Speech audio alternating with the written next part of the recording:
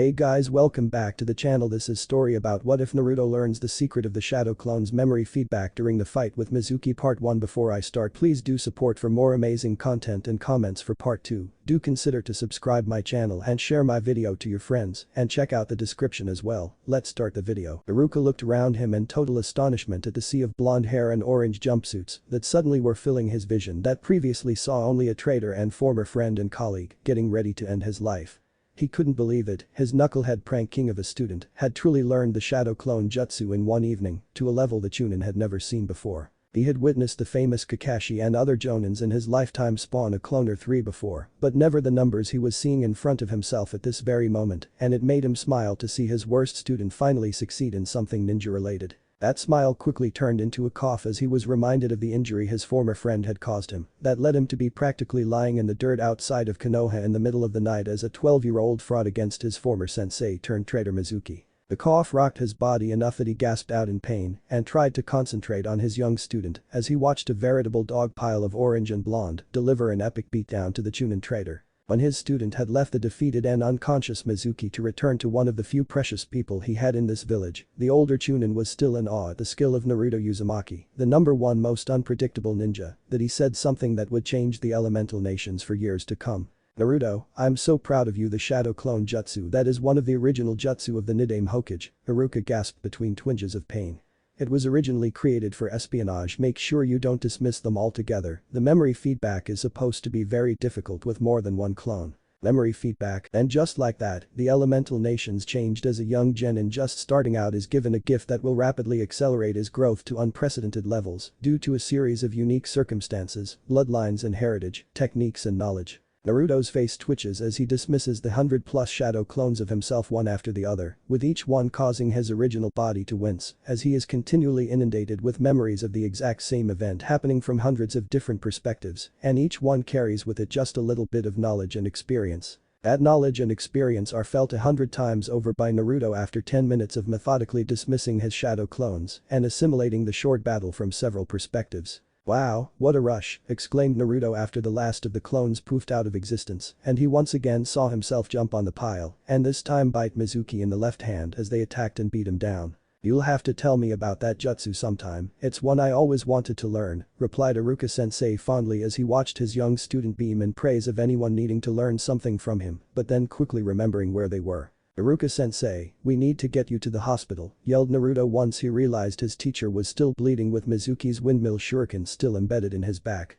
"Can you walk, sensei?" "Not easily," gasps out Iruka, "but you could have some clones carry me," was as far as he got before another poof of smoke and a dozen new clones were spreading out to help lift their teacher. "Why don't I escort you first to the Hokage?" Spoke a silent new arrival with a white Anbu mask of a cat as 3 Anbu appeared around them, taking in the scene of the battle quickly and paying extra attention to the large scroll strapped around every copy of Naruto's shoulder. "Yeah, Ejiji's gonna want his scroll back," answered Naruto sheepishly, just remembering where he last left the 3rd Hokage and wondering about how much trouble he is going to be in. "Wait," called out Iruka, who turned to Naruto and told him to first close his eyes. After listening to his teacher, Naruto felt his goggles being removed from his forehead and a cloth being wrapped in its place. "Okay Naruto, you can open your eyes now." When he did, he instantly reached up and found a Konoha hit I-8 where his goggles used to be and a smiling Iruka without his own forehead protector looking at him in pride. "You did it Naruto, you are now officially a genin of Konohagakure. I'm proud of you." "Thanks Iruka-sensei," answered a misty-eyed Naruto that instantly hugged his sensei despite his injuries as he was overwhelmed with emotion before the cat-masked Anbu cleared their throat and closed ranks around the pair before using a shunshin along with Bear to instantly travel to the Hokage's office with Iruka and Naruto in tow while the last member of the Anbu team gathered up Mizuki's unconscious body and took it to T&I, leaving 10 Naruto clones standing around a now empty clearing before they each realized they had nothing to do now and all but one dispelled themselves one at a time. Still remembering Iruka's warning about the memory feedback, the remaining shadow clone decided to pick up all the few shurikens he and Iruka used as well as the larger windmill shurikens of Mizuki before deciding to bring them back to his apartment so he could add them to his small and now growing collection of ninja gear. On his way, he passed a pair of training fields that seemingly glittered in the moonlight due to the scattered weapons abandoned throughout the fields. Quickly adding these to his growing pile of weapons, Naruto's clone soon made it back to his apartment and dispelled himself after putting the weapons with his others, an action that had the real Naruto realize the unlimited potential of being in multiple places or doing a multitude of things at once. The real Naruto had just been dropped off at the Hokage's office by the Anbu cat, while Iruka was also brought for a quick questioning and corroborating of Naruto's story before being taken to the hospital to give the old Kage and his young ninja time alone. The man known as the professor for his large knowledge of shinobi life and all elements of it was quite pleased with the events of the night as it resolved several problems he was having in regard to Naruto that no longer caused him any worry. With Naruto now in the shinobi corps, he was only answerable to the Hokage and no longer under any authority from the village council, who had been making his life miserable since they found out about the burden he carried. It also pointed out the problem with lessening results coming out of the academy and discovering a traitor who was seemingly sabotaging his academy students, giving him the right for a complete audit and eventual overhaul of the academy curriculum. It also hopefully spoke of the bias that Naruto had struggled against, and hopefully with that out of the way and him now on the path to being a ninja, he would excel instead of struggle as he has in the past. Plus, with Naruto now passing with a class of clan heirs, he can include him in the team assignments and finally get Naruto some of the help he was hoping to give him, as well as reward the Jonin sensei, who has asked after his own sensei's son ever since learning of him. A surefire way to both give Kakashi the student he has been asking for, as well as the last Uchiha that the council has demanded, and making it so nobody would have any say in Naruto's development, since it would also then affect Sasuke's. The old Kage was very pleased with how things turned out, even if he went through a severe panic when first learning of Naruto's theft of the Forbidden Scroll, all had seemingly worked out. "Do you have questions for me, Naruto?" asked the old Kage after watching his youngest and newest ninja squirm in the seat he was brought to, as he seemingly struggled to get out what he wanted to say. "Were you ever going to tell me about the Kyuubi?" asked Naruto somewhat grumbling and pouty as he stared at the old leader of his village he always looked up to and admired as a great ninja and more importantly friend, but who he now wondered about his motives and reasons. "Why you only friends with me because of it? I am sorry Naruto, I was always planning to tell you when you were older," started Hiruzen Sarutobi, looking every one of his 60+ years as he tried to convince the young boy he cared for so much. "And I would like to think you would still be my favorite even if the Kyuubi didn't exist," he finished with a warm smile directed at Naruto that did a lot to convince the young genin that his Jiji still cared for him a great deal. "Thanks Jiji," answered the young Naruto, who then winced slightly as his last clone just finished dispelling himself and providing Naruto with the last hour of looting training fields for weapons and his own conclusions about being able to do multiple things at once. "I don't suppose you know something that could help me with my new clones?" Contemplated the Hokage as he thought over what he witnessed from Iruka's explanation and decided he could help his young ninja out quite a bit by expanding on what the shadow clone jutsu is really capable of. "You know what Naruto, I think I can help you." Over the next 20 minutes the old Kage was back in his favorite teaching mode, explaining to Naruto the intricacies, variations, and options in regards to the shadow clone, with its memory feedback and more importantly as a training aid for someone of Naruto's constitution. That discussion led to areas where the Hokage thought Naruto should focus on, namely the basics of speed, strength, taijutsu, and chakra control to begin with. He also recommended that Naruto read up on all the things he didn't understand now that he could enter the shinobi library and his education was no longer being hindered. After that he just reminded the young troublemaker that team assignments were in 2 days on Monday at 8 AM at the academy and that he had until then to get ready and prepare for the type of ninja he wanted to be. That discussion was surprising to Naruto when he slowly began the walk home to his apartment just as dawn approached and thought over all the things he needed to do and accomplish before he would be taken seriously as a ninja and decided that he should start thinking things through more and have a plan in place that he could try to follow to improve. His first real obstacle no longer mattered as he was no longer a civilian where he was continually denied entry to civilian stores or the civilian library and could now enter the shinobi library on his own. Deciding that he had nothing better to do at the moment, with so many things still floating around in his head, he changed course and headed to the shinobi library, where genins were allowed to browse the Leaf's collection of jutsu scrolls, taijutsu styles, and ninja history books. After nodding to the scowling Chunin who glared at him and his hit I-8, he emerged inside the first floor of the shinobi library, dedicated to genin level shinobi or higher, with no real idea on where to begin. Walking into a quiet corner, he decides to simply make a bunch of clones and start grabbing things off the shelves to see what's available, and a large explosion of smoke later, and there are easily 50 cones looking around the shelves before quickly grabbing the nearest books and scrolls and starting the long process of going through it all. Naruto, not being used to reading much, quickly grew bored after grabbing a book on the Warring Clans era and banged his head against the table. This action was mirrored by almost half of the 50 cones he created, who like him were unaccustomed to reading much and growing frustrated at the slow process, but were not made of as strong of stuff as the original, causing almost 2 dozen clones to dispel themselves with a hit to the table at almost the exact same time. The poofs of smoke were then accompanied by the groan of pain from the original Naruto, who was quickly being inundated with almost 24 memories in an instant of all the different books he started. Surprisingly, it only took a few seconds for all those memories to resolve themselves and get fit into the brain and understanding of Naruto, to where he almost instantly felt just a tiny bit smarter and more capable of prolonged reading. Deciding to again spawn several dozen more clones, Naruto had most of them pick up where their previous clones started and abandon their books when knocking themselves out, while the others went looking for more things to read upon.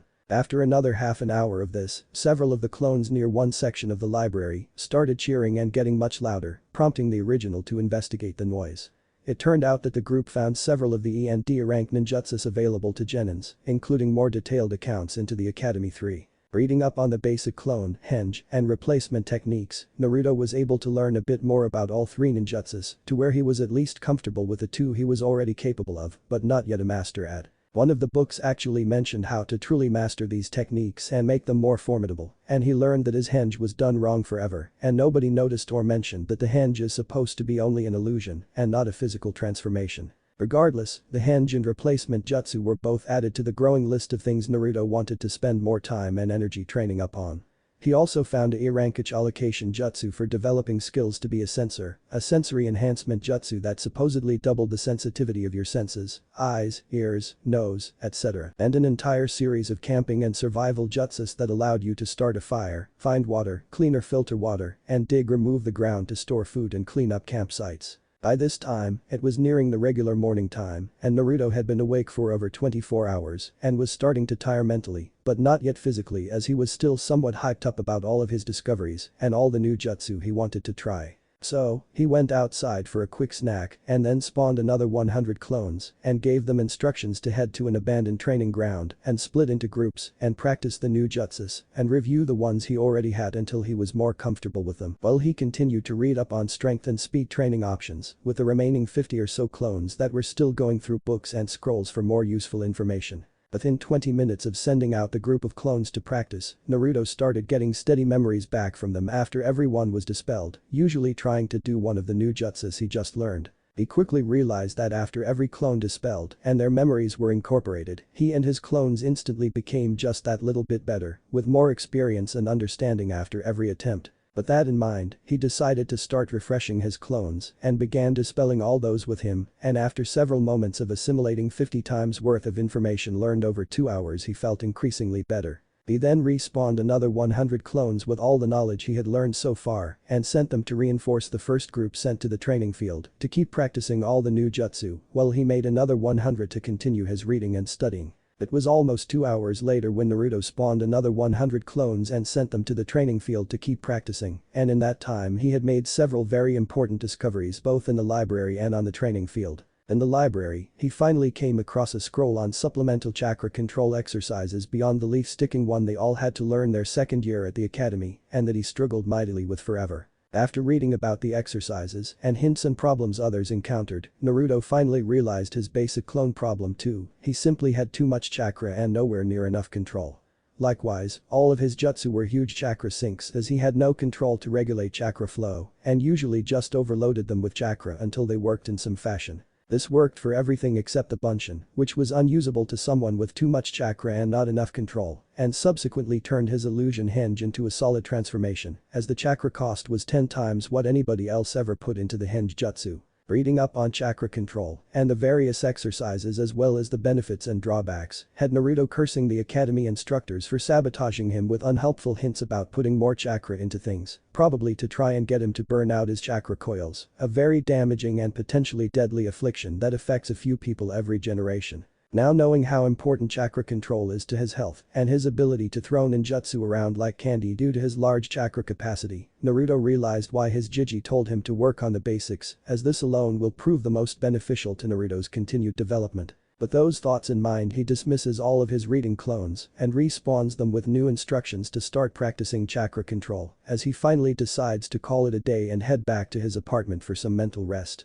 His head was definitely feeling very full, more so than at any point in his past, and he knows it's because of how much information he has just learned about so many things related to him: his history, his burden, his chakra, his ninja career, and his new jutsu. As he makes his way home, he also realizes that he is in fact very weary and physically exhausted too, as he feels the combined effects of hundreds of hours of training, reading, and learning starting to take its toll. But these thoughts in mind, he gets to his apartment and spawns a pair of clones to clean the absolute mess he made. Well, he passes out in his bed before his head even touches the pillow. Chapter 2.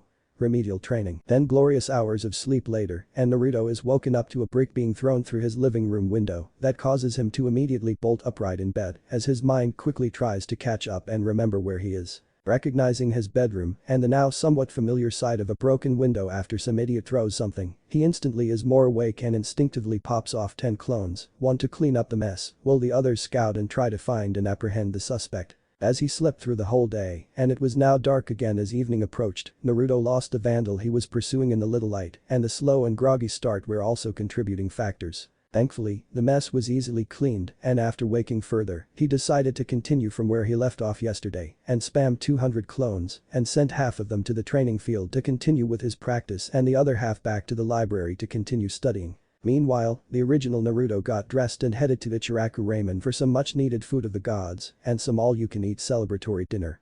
His mood had never been better, he had finally achieved his dream of becoming a shinobi and was now on his way to getting stronger one clone at a time and currently heading to his favorite ramen stand. Life was great. Uchiha-sama, are you sure you don't want more kunai? Free for our favorite new genin, came the loud and sleazy voice of Himuro, the leading weaponsmith in Konoha for several years and also a royal ass-kisser and member of the civilian council that favored the last loyal Uchiha something fierce. Naruto just scowled as he watched the sleazy weapon merchant try to give away more stock to his hated rival for nothing other than his family name, and it really pissed the young blonde off. He had been thrown out of Buki's store more times than he could count, and he still didn't have all the gear he knew he needed for the start of his ninja career and wondered how he could go about getting his own ninja supplies filled. Too bad he wasn't an Uchiha. Wait. He had something that could make him pass for an Uchiha, and it would only cost him a little chakra to get the henge applied, and he could be using Sasuke's face to get all of his needed gear at below average prices, as most in the village bent over backwards if it meant helping the last Uchiha. Deciding that he couldn't show up right after the real Sasuke left, he instead started making a mental list of all the supplies and gear that he needed to shop for before being assigned a Jounin sensei and team. With a henge of the team, he could probably get everything he needed for half the cost and couldn't wait to pull one over on the stupid prejudiced shopkeepers. But first he needed to eat, and so, he planned to get his shopping done after he had his fill of miso ramen. Boy. Oji-san, miso ramen and keep them coming, called out Naruto in a loud voice as he pulled aside the curtain into his favorite ramen stand and made his way happily to the counter. Naruto calls out AM happily as her favorite customer and honorary little brother comes and sits in his spot, a smile larger than she can ever remember seeing on his face, makes her own lips curl. Where have you been for the past few days?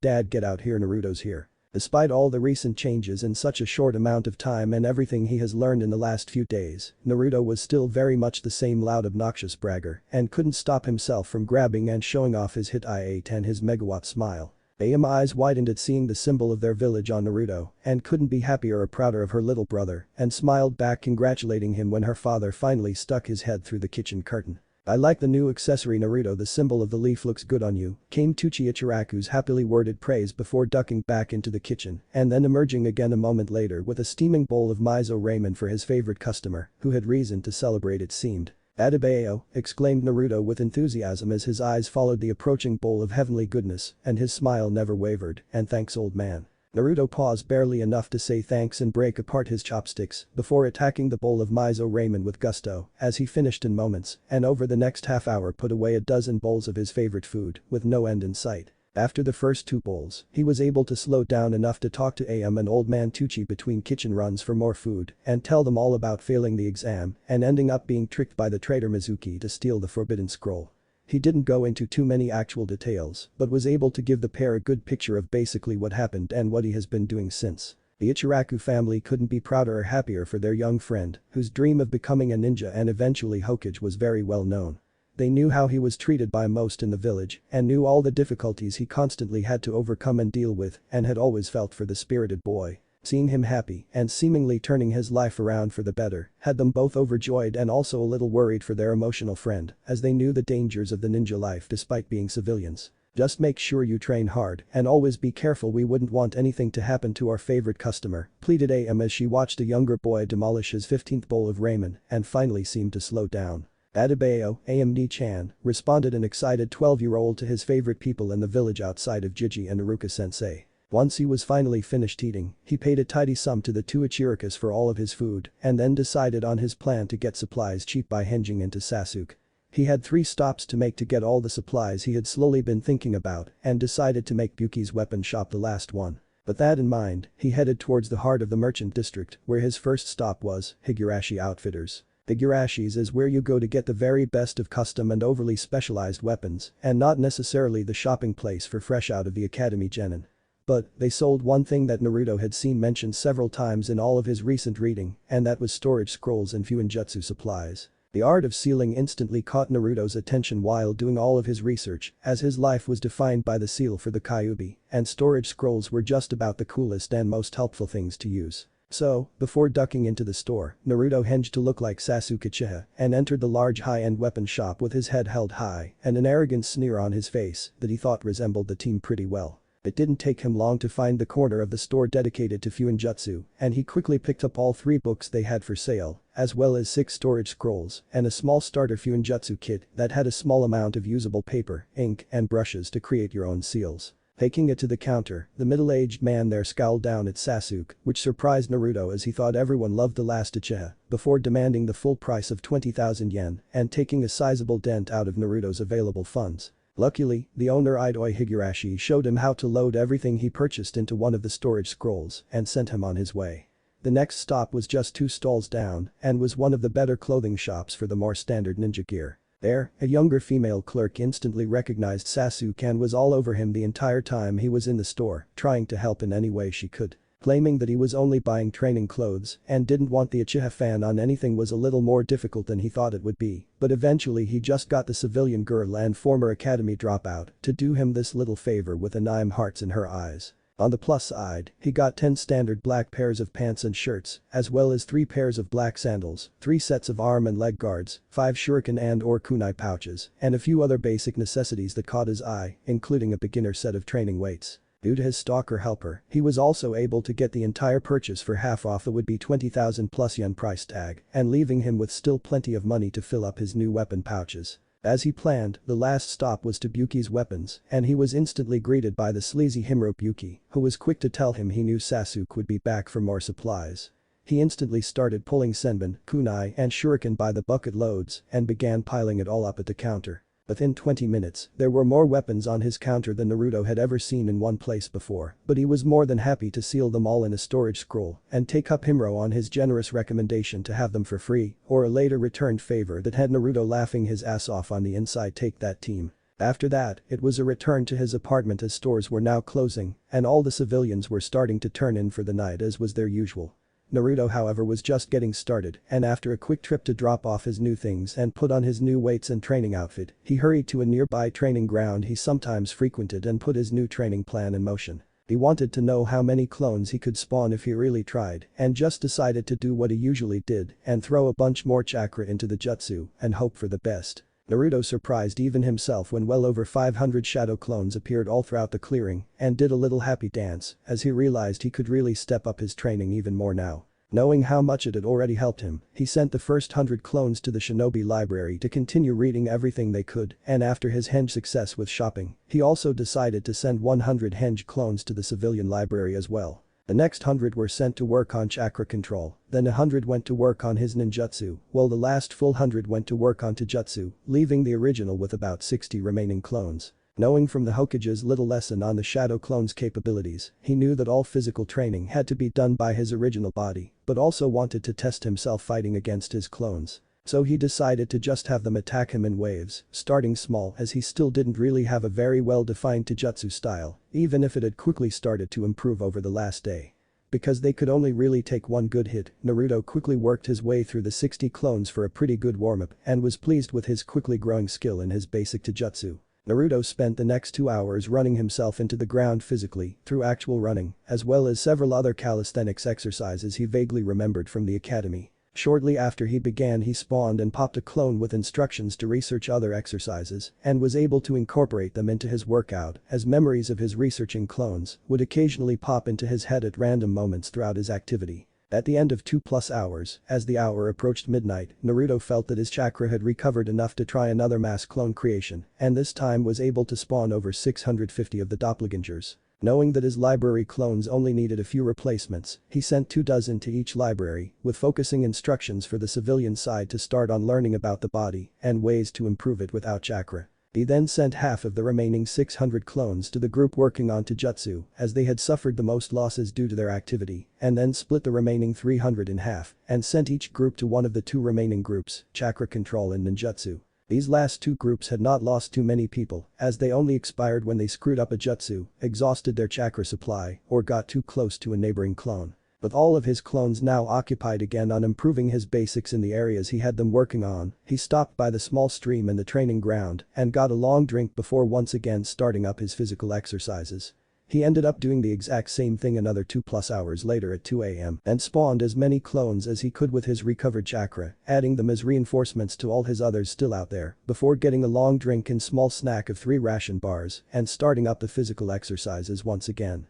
When 4 AM came around, Naruto again had recovered enough chakra to easily spawn another 600 clones to add to his training troops, even if he knew that he was running out of room in the current 2 training grounds his clones were already occupying. Taking a longer break this time to get a drink and snack, Naruto started processing the hundreds of memories and experiences he had gained over the last several hours and couldn't be happier with his overall progress in all fields. The Shinobi library team reported to being over halfway through the Genin section and had even managed to slip 3 henge clones into the Chunin section, while the Chunin librarians changed shifts. The civilian library team was still in its beginning stages, but he was pleased with what progress they had made, and he learned they almost completed the fitness section and were moving on to beginning medical texts to learn more about the body. The chakra control team had finally mastered the leaf sticking exercise to an insane degree, keeping 20 leaves on different parts of the body and being able to move them around without dropping them, and had since moved on to the tree climbing exercise, which was going very well. They had almost reached the top of the trees they were practicing on and were then going to work on their endurance and ability to multitask while stuck to the tree. The book mentioned being able to fight or train while stuck to the tree for over an hour as the ultimate test of this skill's mastery, and Naruto was planning to master each of these skills before moving on to the next chakra control exercise on the list, water walking. The Taijutsu team was moving along relatively well, but without a specific style or proper instruction, he was kind of stuck as an unpredictable brawler, just practicing the few limited moves he knew to exhaustion. His moves were getting increasingly better, but they still lacked the cohesiveness of a true style or the fluidity of a master of the art. He was hoping his Jounin instructor would be able to help him pick out and practice a Taijutsu style that was more tailored to him, so he could really improve in that area too. The ninjutsu team was probably the most behind and uncoordinated, as there were now a half dozen skills and jutsus that they were trying to learn and master simultaneously. The first jutsu he had really tried to master was the Kawarimiya replacement technique, and he reasoned that it was probably best to learn to dodge and stay alive first before moving on to others. Likewise, after that first day, his replacement was practically flawless now, and he only needed to keep working on his speed with the technique as he continued to dedicate several clones to continually improving it, as well as his hand signs. With the help and increase in his chakra control, by the end of that second day, he was able to get the standard henge illusion, and not just his overpowered true transformation, but still couldn't produce a viable Bunshin clone, although he was getting closer. The survival skill jutsus were all coming along really well, as he was able to start fires, find and filter water, move earth for fire pits, latrines, and the cleanup of campsites and food preservation. He was also now working on some of the tracking and hunting skills he read about in the hopes of surviving out of the village while on missions, and couldn't be happier to find a way to not always have to eat ration bars. The only problem the ninjutsu team was having was related to the 2 sensory jutsus Naruto picked up, the echolocation one and the enhancement one. He didn't understand the concept of echolocation, and it made it really difficult for the young genin to do anything more than expelling chakra into his surroundings, with no understanding of any feelings he was picking up. The enhancement one he was capable of pulling off, but it left his head spinning, his eyes stinging, his nose burning, his ears ringing, and in no condition to do anything other than want to curl up in the dark and quiet. Finished with his break, he was just getting up to start another round of physical exercises when he saw just at the border of his training ground a pair of green blurs and heard the unusual sounds of 2 men screaming about their flames of youth as they raced past. Amazed at their speed and dedication, as it was just 4 AM, he shook his head and with a more determined look on his face, jumped right back into his physical exercise. He was pleased to discover too that his speed had almost caught back up to normal, even with the first level of weights on, and knew he would be turning them up a level soon. At the next 2+ hour interval, it was nearing 7 am, and the village was truly starting to wake up and come alive, and Naruto was slowly becoming more weary and tired both mentally and physically. So this time, after spawning another 600+ clones and sending them off to reinforce their brethren, the real Naruto headed towards Ichiraku's ramen to partake in some breakfast of the gods and a well-earned break. It was somewhat amusing to see Tucci and AM again so soon, since he had just had dinner there several hours and several hundred clones earlier. "Back again, Naruto?" asked AM as she saw him approach their stand while cleaning up the counter and finishing the last few tasks before opening. "You bet I'm starved," responded the young blonde tiredly as he seemingly dragged himself to his usual seat. "Can you get me at least 5 miso ramens to start?" Sure Naruto," replied AM as she looked at her young friend with concern, as she rarely saw him that tired or worn out. "Are you alright?" Yeah," responded Naruto with a little chuckle to himself, "just training a lot." "Oh well, that's good," came AM's reply, before calling into the kitchen to her dad for Naruto's order, before continuing around their little restaurant and preparing everything to open, while peppering the young blonde with questions about his training schedule, as he obviously wasn't keeping normal hours. Naruto told her a little bit about the shadow clone and the memory transfer, and then what all was going into his training, and why the schedule was so wonky until team assignments tomorrow morning on Monday. His plan was to continue training through today until he dropped hopefully this evening, and then sleep it all off and be ready and refreshed Monday morning. He didn't know what to expect from team assignments, but had read enough to learn that every Genin team consisted of 3 Genin and 1 Jounin sensei at least until Chunin exams, where promotions usually broke up the Genin teams. Naruto was somewhat worried about the makeup of his future team, as there were not a lot of people in his class or any of the others that he liked and got along with. What if he got paired with someone who hated him and wouldn't work with him, or with some losers that are likely to get themselves killed the first time they face any opposition? Not to mention, his Jounin sensei might not be a good teacher, or hate him or the Kyuubi and hold it against him, or any other scenarios he was dreaming of and possibly dreading. Well, there wasn't much Naruto could do about worrying over something that hasn't happened yet or plan for all possibilities, so he instead just tried to keep an open mind and promised to work hard. He wouldn't stop training, that was for sure, and as long as he was doing that, he felt that he was improving and working towards his goal of being a kick-ass ninja and Hokage. Finishing up his 7 bowls of ramen, he thanked AM and Tucci before returning to the training ground he had been using and jumping right back into his physical exercise. Needing another bigger food break around lunchtime, after another longer exercise circuit and spawning of 600+ clones, Naruto decided to try somewhere different as his reading on nutrition showed that his diet was severely lacking in a lot of the essentials he needed for growth. Needing to incorporate more protein and vegetables, he ended up going to a nearby barbecue restaurant that Choji and Shikamaru from his class often frequented and he at least knew of. Deciding to play it safe, he hinged into a nondescript person before entering the restaurant and being led to a counter with a small grill in front of him, he started ordering everything to see what he liked the most. After a large meal where he tried several different types of meat and vegetables and discovered that they weren't all horrible, Naruto was pleased with ordering seconds of his favorites and really enjoying them. That afternoon, Naruto first upped his training weights to the 2nd setting before attacking his physical exercise once again and pushing himself to always go faster and longer in order to improve.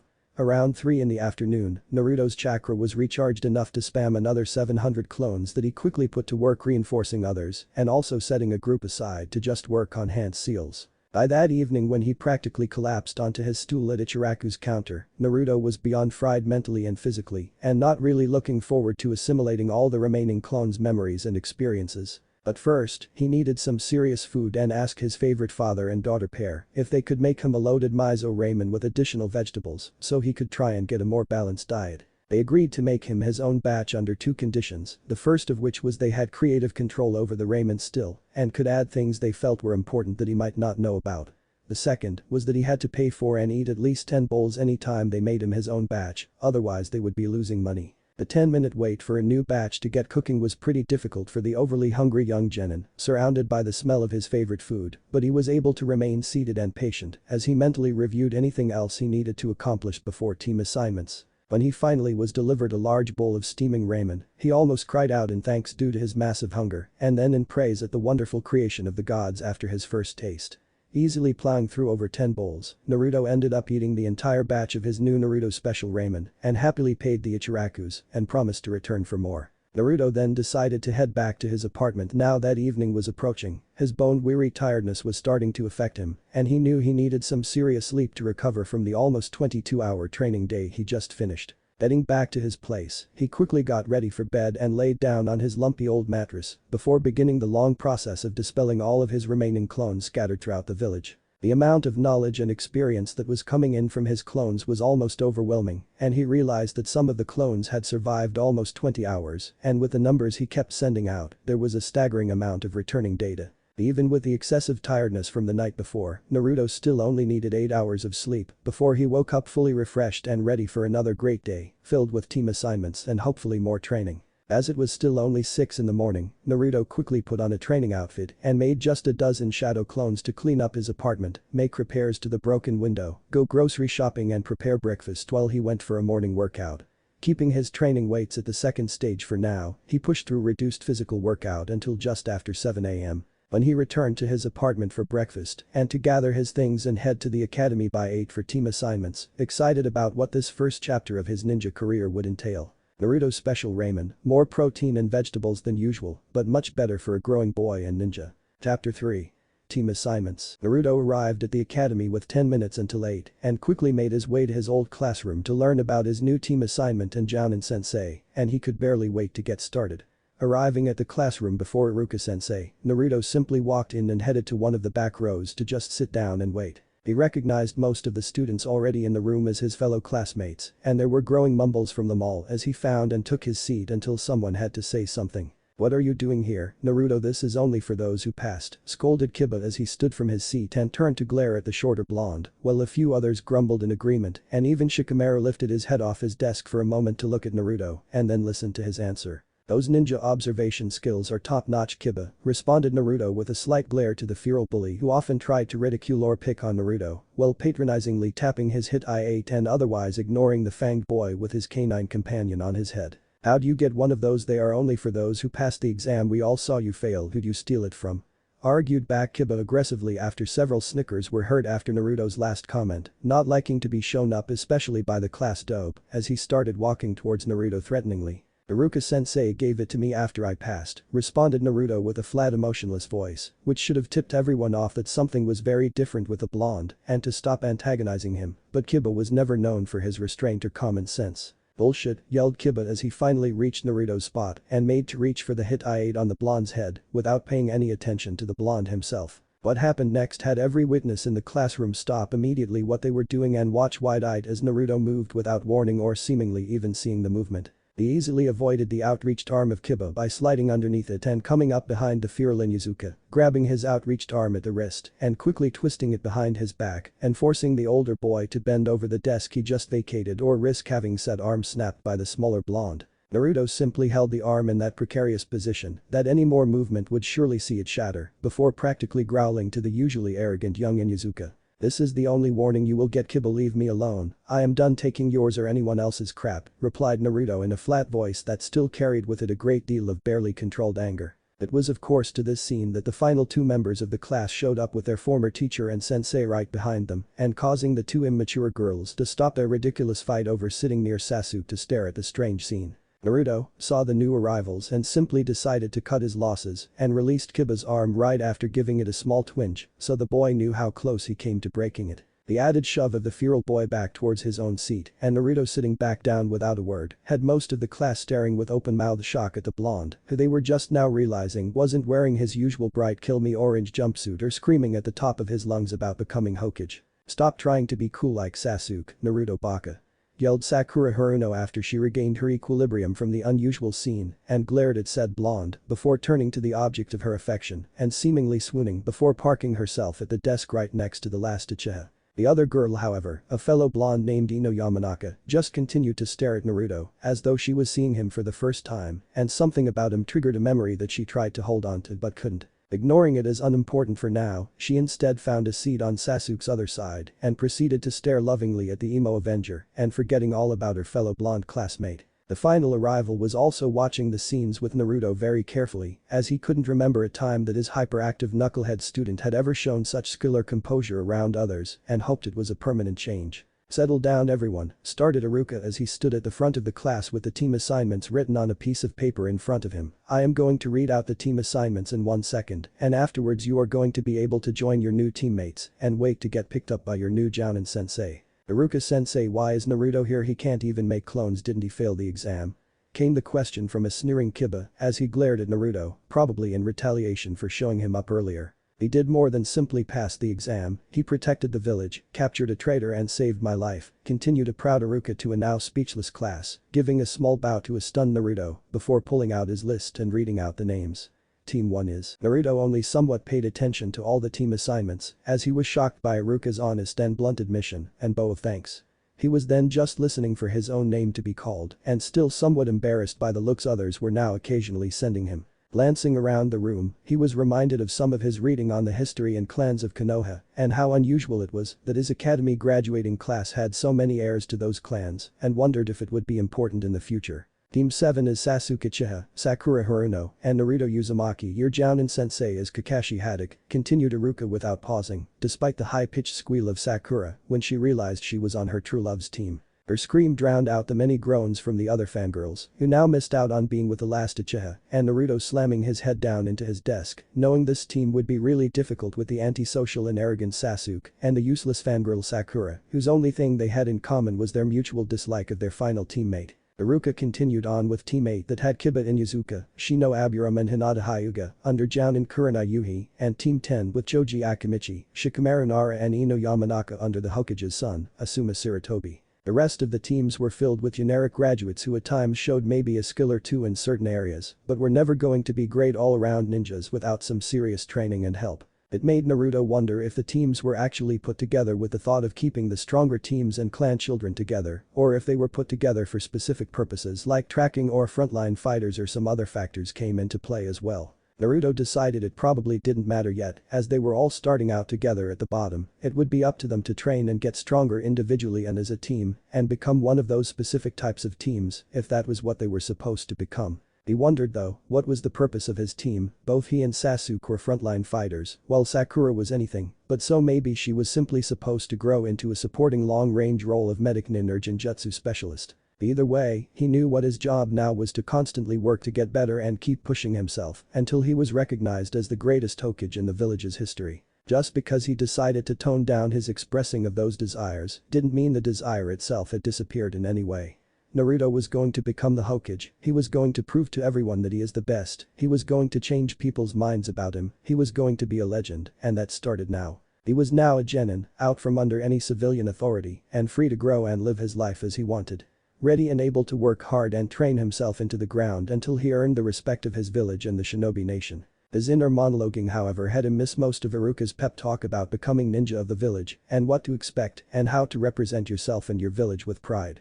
Naruto did catch the gist of it all and was pleased when his teacher again affirmed how proud he was of everyone who made it this far. But then, Jounin senseis started arriving and pulling their teams out one after another until only the 3 students of the new Team 7 remained behind with an exasperated Iruka. "Well, I am to report to the mission desk at noon, so I can't wait any longer for Kakashi-san to get here," spoke Iruka after waiting over a half an hour after the last team left with still no sign of the tardy sensei. "I'm sorry you 3, Kakashi has a bit of a reputation, you may want to get comfortable," he finished before waving to the final 3 waiting students, ignoring the glaring Naruto for his laughter at their expense. "Come find me later, Naruto, I think I owe you some dinner at Ichiraku's." "Adebayo," cheered Naruto in excitement, his mind instantly going to dream about his beloved ramen while he happily waved goodbye to Iruka and settled in to wait. "Ugh, is this guy ever going to show?"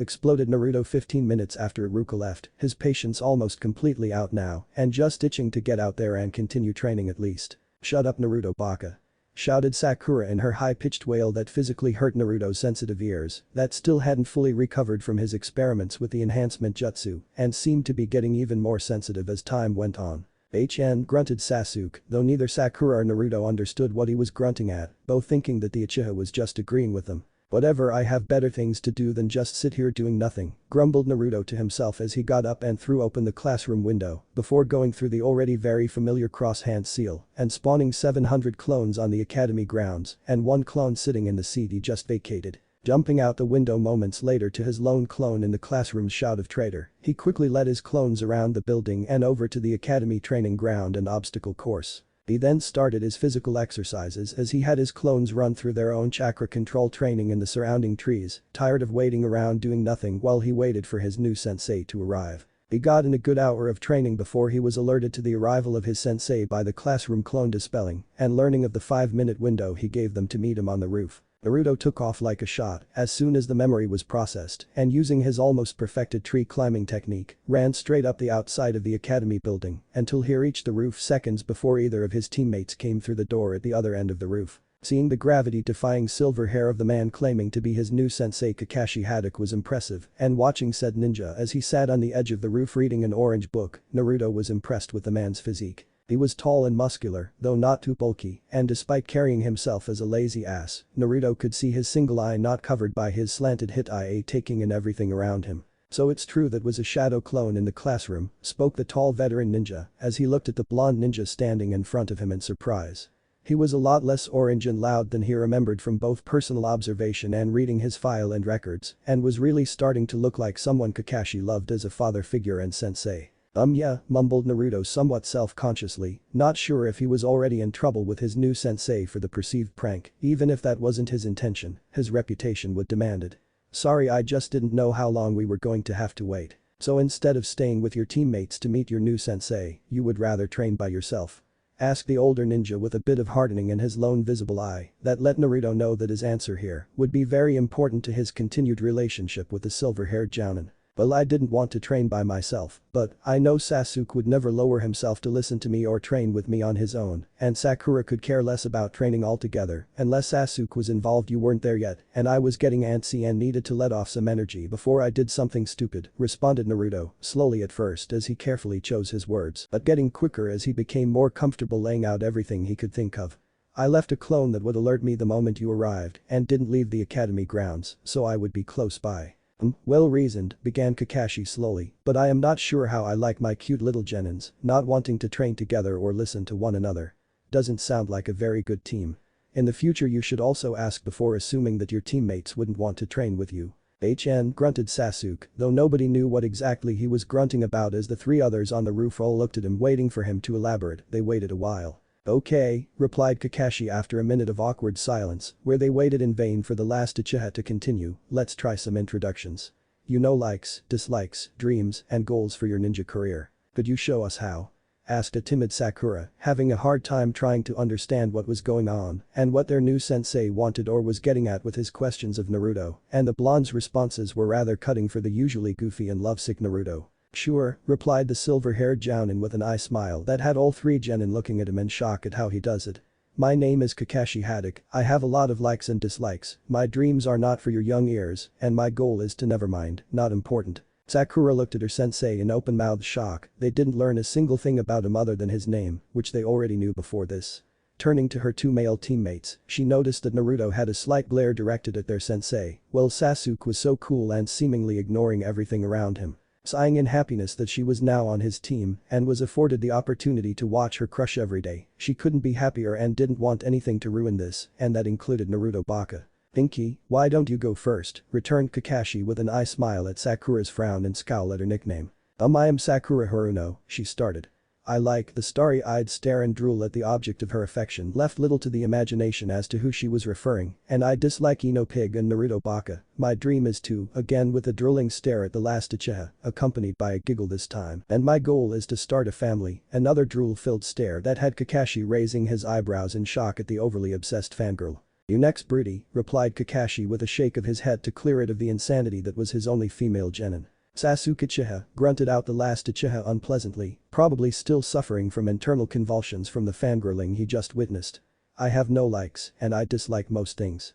My dream, no, my goal is to kill a certain man and restore my clan, and I won't be held back by others. Kakashi couldn't believe that these two were the top shinobi in Kunoichi in the graduating class. They both suffered serious delusions, and they were going to get someone killed one day. An overly obsessed fangirl with no strength or skills or even the desire to train and become a ninja, and a brooding nutcase who is most likely an undiagnosed psychopath with both an inferiority and superiority complex, according to his academy records. That neither of them value Naruto is a given after learning what he did and made the blonde kid's earlier declaration about not training together pretty accurate, and also Sasuke was going to have problems with any teammate or fellow ninja of the Leaf with an attitude like that. Okay Blondie, you're up, continued Kakashi seemingly uninterested but in fact very curious about the boy he was most looking forward to working with and getting to know, as he reminded him so much of four of his most favorite people, Minato, Kushina, Rin and Obito. My name is Naruto Uzumaki, responded the blonde genin more seriously than what anyone expected from the usual loud-mouthed prankster, but still not without some of his original personality shining through.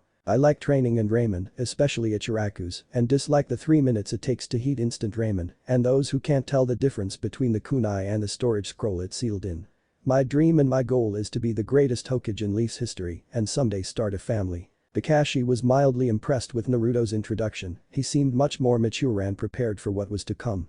Even his proclamation of wanting to become Hokage was said so matter-of-factly that it didn't seem like a childish boast, but the realistic goal he would do everything in his power to make happen. The part about the kunai and storage scroll said a lot about how he viewed his Biju burden and spoke well of his continued good spirit and attitude towards others, despite having every reason to hate the village that scorned him his whole life. He actually found himself looking forward to training and working with Naruto, hoping to see more of his former friends in his new charge's actions and mannerisms, which were a perfect mix of all four of his deceased friends. He had the look of Minato, the mannerisms and verbal tics of Kushina, the burden of Rin and Kushina, and the attitude and openness of Obito. He really was a unique blend of traits and qualities, and Kakashi was actually finding himself excited to bring out the very best in one of his new students and hope they could get past their issues and work together. The problem he now faced was really on how to get these three very different young genin to work together, because he already knew that he couldn't fail this team with the last Uchiha on it and the true legacy of the fourth. The civilian and shinobi councils both were putting pressure on the Hokage to pass Sasuke Uchiha and get him onto the mission rotation as soon as possible. Maybe that is the real reason Naruto was included in Sasuke's team, both councils would never risk the Uchiha just to continue blocking Uzumaki from advancing, as was seemingly the case in the past. Okay, good, replied Kakashi to his young team of genin, now, tomorrow we will have our first mission, so you better prepare tonight. What kind of mission? Asked Naruto in excitement. Survival exercises, responded the older jounin lazily, with just the four of us. What kind of mission is that? Asked Naruto, thinking they would be doing something awesome. Didn't we do survival exercises at the academy? Added Sakura softly. Oh, these aren't like the academy survival exercises at all, answered Kakashi with a bit of an eye smile that did not seem nearly as friendly as any earlier ones he sent to his genin. Only 33% passing rate and all the failures get sent back to the academy for another term. What? Shouted both Naruto and Sakura almost simultaneously, while Sasuke also looked on in surprise and a little uncertainty. But, we already graduated, continued Sakura. What about the exams we just took to pass the academy? Those were just to weed out the hopeless cases, responded Kakashi with a bit of pleasure leaking through his voice as he crushed the three genin's hopes. The ones that passed that test are just the ones who have the potential to become genin. I'm the one who gets to decide whether the three of you actually pass or fail. Be at training ground 7 by 5 AM tomorrow morning with all your gear and weapons, and don't eat breakfast unless you want to throw it up. With that, the jounin Kakashi disappeared with a shunshin and a poof of smoke that left leaves and three angry and/or worried potential genin behind. Sakura was terrified of another test, but hoped that her true love would win the day and that her destiny to be with Sasuke would allow her to pass this test with ease. Sasuke was a bit worried about the test, only because it was another obstacle for him to get past on his bid to reach and surpass Itachi, and hoped his loser teammates didn't get in his way. Naruto was probably the only one of three with an idea of what was actually at stake, having failed to become a genin now for 3 terms, he knew that he wasn't going back to the academy by any means. If that meant going all out and preparing for anything to ensure he passed, then his new sensei wouldn't know what hit him. He gave them all day and the night to prepare, and even the training ground where the test would go down. Naruto decided that it was about time he used his prankster mentality and really tipped the scales in his favor and decided to head to the mentioned training ground early to get a feel for the terrain and start trapping the shit out of it in preparation. He also thought about what Kakashi did tell them and realized that he was trying to set them up to fail by recommending they not eat and have any energy for the test, hoping they would handicap themselves from the start. The other part that stuck out to Naruto was the 5 AM start time, this being earlier than most ninja teams began their day, as most ninja did individual training in the morning before getting together with their teams. Naruto has been around the village enough at odd times to know that few missions started so early and less time sensitive, and wondered if his sensei was planning to be late as well again tomorrow, as that would fit into the misdirection he seemed to provide for the rest of the instructions. If he was wrong, it shouldn't be a big deal for Naruto, as he has only ever thrown up food when it was completely rotten or spoiled, and never from just overeating or overtraining. So, with those thoughts in mind, he started planning out how much time he had left until the test started tomorrow morning, and how many clones he wanted to put on this assignment versus continuing his training. Spawning the well over 800 clones now, he split them in half and had one half continue the training schedule he had been operating under for the past few days, before sending the remaining 400 clones to training ground 7 to first scout and then trap the hell out of it while he went back to his physical exercises after upping the training weights to the third setting. Naruto was able to get in almost 4 hours of speed and weight training and had worked himself back to his normal speed despite still having the training weight set to the third setting. He thought about reducing the training weights so he could show off his greater speed, but thought it would probably be better to have that ace up his sleeve in case he needed something to tip the scales later and wanted it to be a surprise the first time he went against Sasuke. Besides, getting his speed back to where it was in the academy with the training weights on was quite the feat of only 3 days of hardcore clone training, as most took weeks to get past the first setting. Naruto was really starting to see how amazing and powerful his new shadow clone technique really was when he thought back to how far he progressed or grew in just these last 3 days versus the 3 previous terms of academy instruction. He also realized that he was actually helped greatly by the stupid fox sealed in him, as all his sore muscles were constantly being filled with Biju chakra and refreshed and repaired from the overworking. This constant repairing of torn and sore muscles actually made them grow back stronger and denser and allowed for his body to recover from injuries and ridiculous levels of training much quicker than most and was a real benefit to the training method he had developed. Realizing that it was nearing dinner time, he decided to spawn another round of 800 plus clones to reinforce both the others he already had training on their own and those trapping training ground 7 in preparation for tomorrow's Genin test. But that taken care of, he headed towards the Hokage's tower and the mission desk, where Iruka said he was working this afternoon to take him up on his offer of free Ichiraku ramen. It was as he was nearing the mission desk that he encountered his first glimpse of one of the other passing Genin teams, as Kurenai Yuhi was leading her 3 young Genin outside after seemingly finishing their first mission of their career based on the proud looks of accomplishment they all wore. Hello Naruto-kun, whispered a shy Hinata Hyuga as she saw the young blonde boy she had crushed on for years in the academy, which had both Kiba and Shino come to stops as they watched the usually loud-mouthed Uzumaki approach them, both noticing the more confident and casual way he moved since the end of their academy days not too long ago, and for Kiba, remembering the way the other boy had stood up for himself and put him in his place. Hi Hinata, greeted Naruto happily to the pale-eyed Hyuga heiress. Yuhi-san, Shino dog breath, he continued with nods to each of the other members of Team 8 until his greeting to Kiba resulted in said feral boy growling angrily and getting right up into Naruto's face, completely forgetting the thought he just had to show greater restraint in front of this particular young ninja. Any time dead last, sneered back Kiba threateningly, causing both Hinata and Kurenai to gasp at the tone and insult, but Naruto to simply tilt his head and continue to glare at Kiba until the other boy turned his head away in supplication as the memory of earlier this morning played on a loop in front of his eyes and realized he didn't want to get shown up again. Kurenai was then very quick to pull Kiba away from Naruto and get in between the 2 young genin to diffuse any tension still lingering. Shino and Hinata were both watching wide-eyed as their third teammate tried picking a fight with a fellow classmate who seemed to have significantly changed very recently as he wasn't the loudmouthed hothead he was even last week. Instead, Naruto was the calm one dictating the pace and seemingly unconcerned about Kiba completely, showing a level of confidence that neither Shino or Hinata had ever seen from the usually worst student in their class. Deciding that something serious had really changed with Naruto, they both promised to themselves that they would be looking into this change and hopefully trying to get Kiba to back off as the Naruto they see now isn't the same doormat he was just a few days ago. Sorry Uzumaki-san, placated Kurenai after a moment of staring down her feral genin and getting him to back off completely and hang his head like a kicked puppy. We are going to be working on Kiba's temper and attitude a lot over the next few weeks. You might also need help removing the Uchiha pole of arrogance up his ass, mumbled Naruto quietly, but not nearly quiet enough to get past Kurenai or Shino's bugs, causing them to both look at Naruto in shock for taunting Kiba some more and also giving a very telling statement about his own arrogant-ass teammate.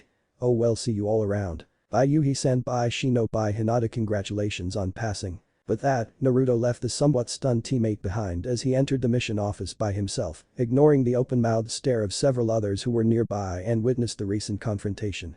Many of them wondered about the many changes to Naruto, as he wasn't overly loud or obnoxious, but still rather argumentative and a little hot-headed. Teammate was probably analyzing the encounter the most, as it involved one of their own, and his relationship with what most people assumed was a useless waste of space in Naruto, but who in fact had started to show real promise of late. Naruto was oblivious to the stares and whispers that followed him practically everywhere, primarily just out of habit, but even he could tell that a lot of the looks he was receiving over the last few days were starting to change, especially among the ninja population. Where before he always saw raw hatred and/or total disgust in the eyes and faces of both the civilians and shinobi alike, now he was starting to recognize other looks of speculation, or even a few small nods of acknowledgement. He hoped that it signified a change in how the village saw him as a whole, but knew he would have a long way to go until he won the acceptance of the Leaf Village. For now, he was content with his growing skills, newfound maturity and intelligence, and beginning the career he always dreamed of, and would worry about all the other things he couldn't completely control at a later point. He quickly found Iruka-sensei sitting at the same mission desk he often would watch his surrogate grandfather, the Hokage Hiruzen Sarutobi, operate out of during the days when he could get away from the paperwork in his office. Unfortunately, he also noticed that his favorite teacher was in the process of being yelled at by an overweight civilian, demanding that somebody complete the D-rank mission he requested of painting his fence. If the painting is pretty straightforward and you don't mind me working on it, I bet I can knock it out pretty quickly, interrupted Naruto as he approached the pair and instantly had the yelling civilian turn towards him with a glare. You? Questioned the middle-aged man with the small beady brown eyes as he continued to glare at the young blonde, weighing his hatred of the demon child against his desire to get his fence painted. If you can get it done before the sun rises tomorrow I will allow it. Great, just show my team where you need us, responded Naruto, who quickly formed a cross-hand seal and spawned 10 shadow clones, who were all lined up standing at attention, ready for orders. Is that alright with you, Iruka-sensei? Sure Naruto, and thanks. Responded his former academy teacher in somewhat stunned shock at seeing the usually hyperactive and obnoxious boy acting so mature and professional, and also really helping them out by taking that mission today. So, with the 10 Naruto clones following the older civilian man back to his house to paint his fence, the real Naruto turned to the still somewhat stunned Iruka and grinned wide, showing off his teeth. He was inordinately pleased with his last-second idea, and that it helped out Iruka was even better, and now he would even be able to get a D-rank mission under his belt. He had always dreamed of elaborate and dangerous missions involving rescuing princesses or saving towns, but he had seen all the genin around the village, always seemingly doing chores for the civilian population, and knew that was the reality of a new genin. So, Iruka-sensei, are you ready for some Ichiraku ramen? Replied Naruto with a definite twinkle of anticipation in his sky-blue eyes as his mouth started to salivate in preparation. Be sure Naruto, just give me a second to fill out this mission log, sign it, and turn it in before I can leave, responded Iruka with an amused grin as he was again shaking his head in shock and exasperation at the antics of his young blonde friend, who really was the #1 most unpredictable ninja, especially when ramen was a possible reward. With the paperwork done, the unusual pair headed to Ichiraku's stand for a well-deserved dinner and chance for the two to catch up and chat about everything that has been happening in the last few days since the Mizuki incident. After sitting down and placing their orders, Naruto quickly launched into everything he had been doing since leaving Iruka-sensei to go to the hospital on the night of Mizuki's defection, including the tons of training he had been getting in. Iruka was beyond impressed when listening to everything his young student had been up to and couldn't believe how much of a game changer the shadow clone technique would end up being for the young genin. He promised after dinner to give Naruto some help and pointers on the allocation jutsu, as well as the sensory enhancement one that he couldn't seem to get exactly right. He also promised to review the camping survival suite of jutsu to make sure Naruto wasn't missing anything regarding that suite of jutsus and show him a few others he might like to learn and incorporate into his arsenal. Naruto was easily convinced of Iruka-sensei's greatness and couldn't wait to get started learning new jutsu or perfecting the ones he was struggling with. So after they finished their meals, they headed to the abandoned training ground near his apartment where he had been doing most of his clone training, and Iruka got his first look at a Naruto clone training session. To say he was shocked to see the organization and just the numbers of Naruto clones running around training was a complete understatement. But, after looking over all the different areas of training clones, he was beyond convinced that Naruto was both ready for his help, but also that his goal of becoming a Hokage was a lot closer than he thought this morning. For the next hour, Iruka went through all the jutsu Naruto was learning to ensure he was doing everything correct and also to check his work and verify that he really was ready for the next stage in his training. His survival camping skills were rated as top-notch, with him only needing experience now, and his trap skills continued to impress even Jounin level opponents. His hand-and replacement were both superb, with his added physical transformation blowing Iruka's mind when Naruto demonstrated it for him and also told him how he was using that transformation to get his shopping done much easier and cheaper. His shadow clone was at ridiculous levels, and even his basic Bunshin clone was starting to form almost looking as he was supposed to, a real testament to Naruto's continued training in chakra control. That was also a real surprise for the academy teacher as he watched his 3-day-old genin fight shadow clones among the treetops without a single slip or misstep, really showing how far his chakra control had come. The echolocation jutsu was next and Naruto demonstrated it for Iruka, who was able to easily see where his student struggled and knew he could help. It was a familiar jutsu for the former Anbu dolphin, who used the echolocation jutsu himself to develop into one of the best non-Inuzuka trackers and sensors in Konoha, and the reason he was recruited into Anbu during his Chunin days. It also tipped Naruto off as to how his former teacher was always able to find him when few others ever could, and he insisted the older man show him everything he could about being a sensor. That led to the sensory enhancement jutsu, which Iruka was able to explain and work on with Naruto until he could successfully pull chakra into his ears, nose, and eyes to increase the sensitivity each organ had, which felt a little confusing and disorienting at first, but got easier to understand the more he used it. Iruka was so proud of everything Naruto was capable of already performing and what he was able to learn on the fly after just a few attempts to show and demonstrate all the parts to it. Likewise, once they finished with everything Naruto already knew about or was at least working on, Iruka decided to show his young student a few others he thought might be helpful. The rope escape technique and the temporary paralysis techniques were E and D rank techniques respectively, and Naruto was able to quickly pick them both up enough to start really practicing them on his own later. He did however draw the line when Naruto asked about learning the body flicker technique or shunshin, made famous by Sasuke Uchiha in the Third Great Shinobi War.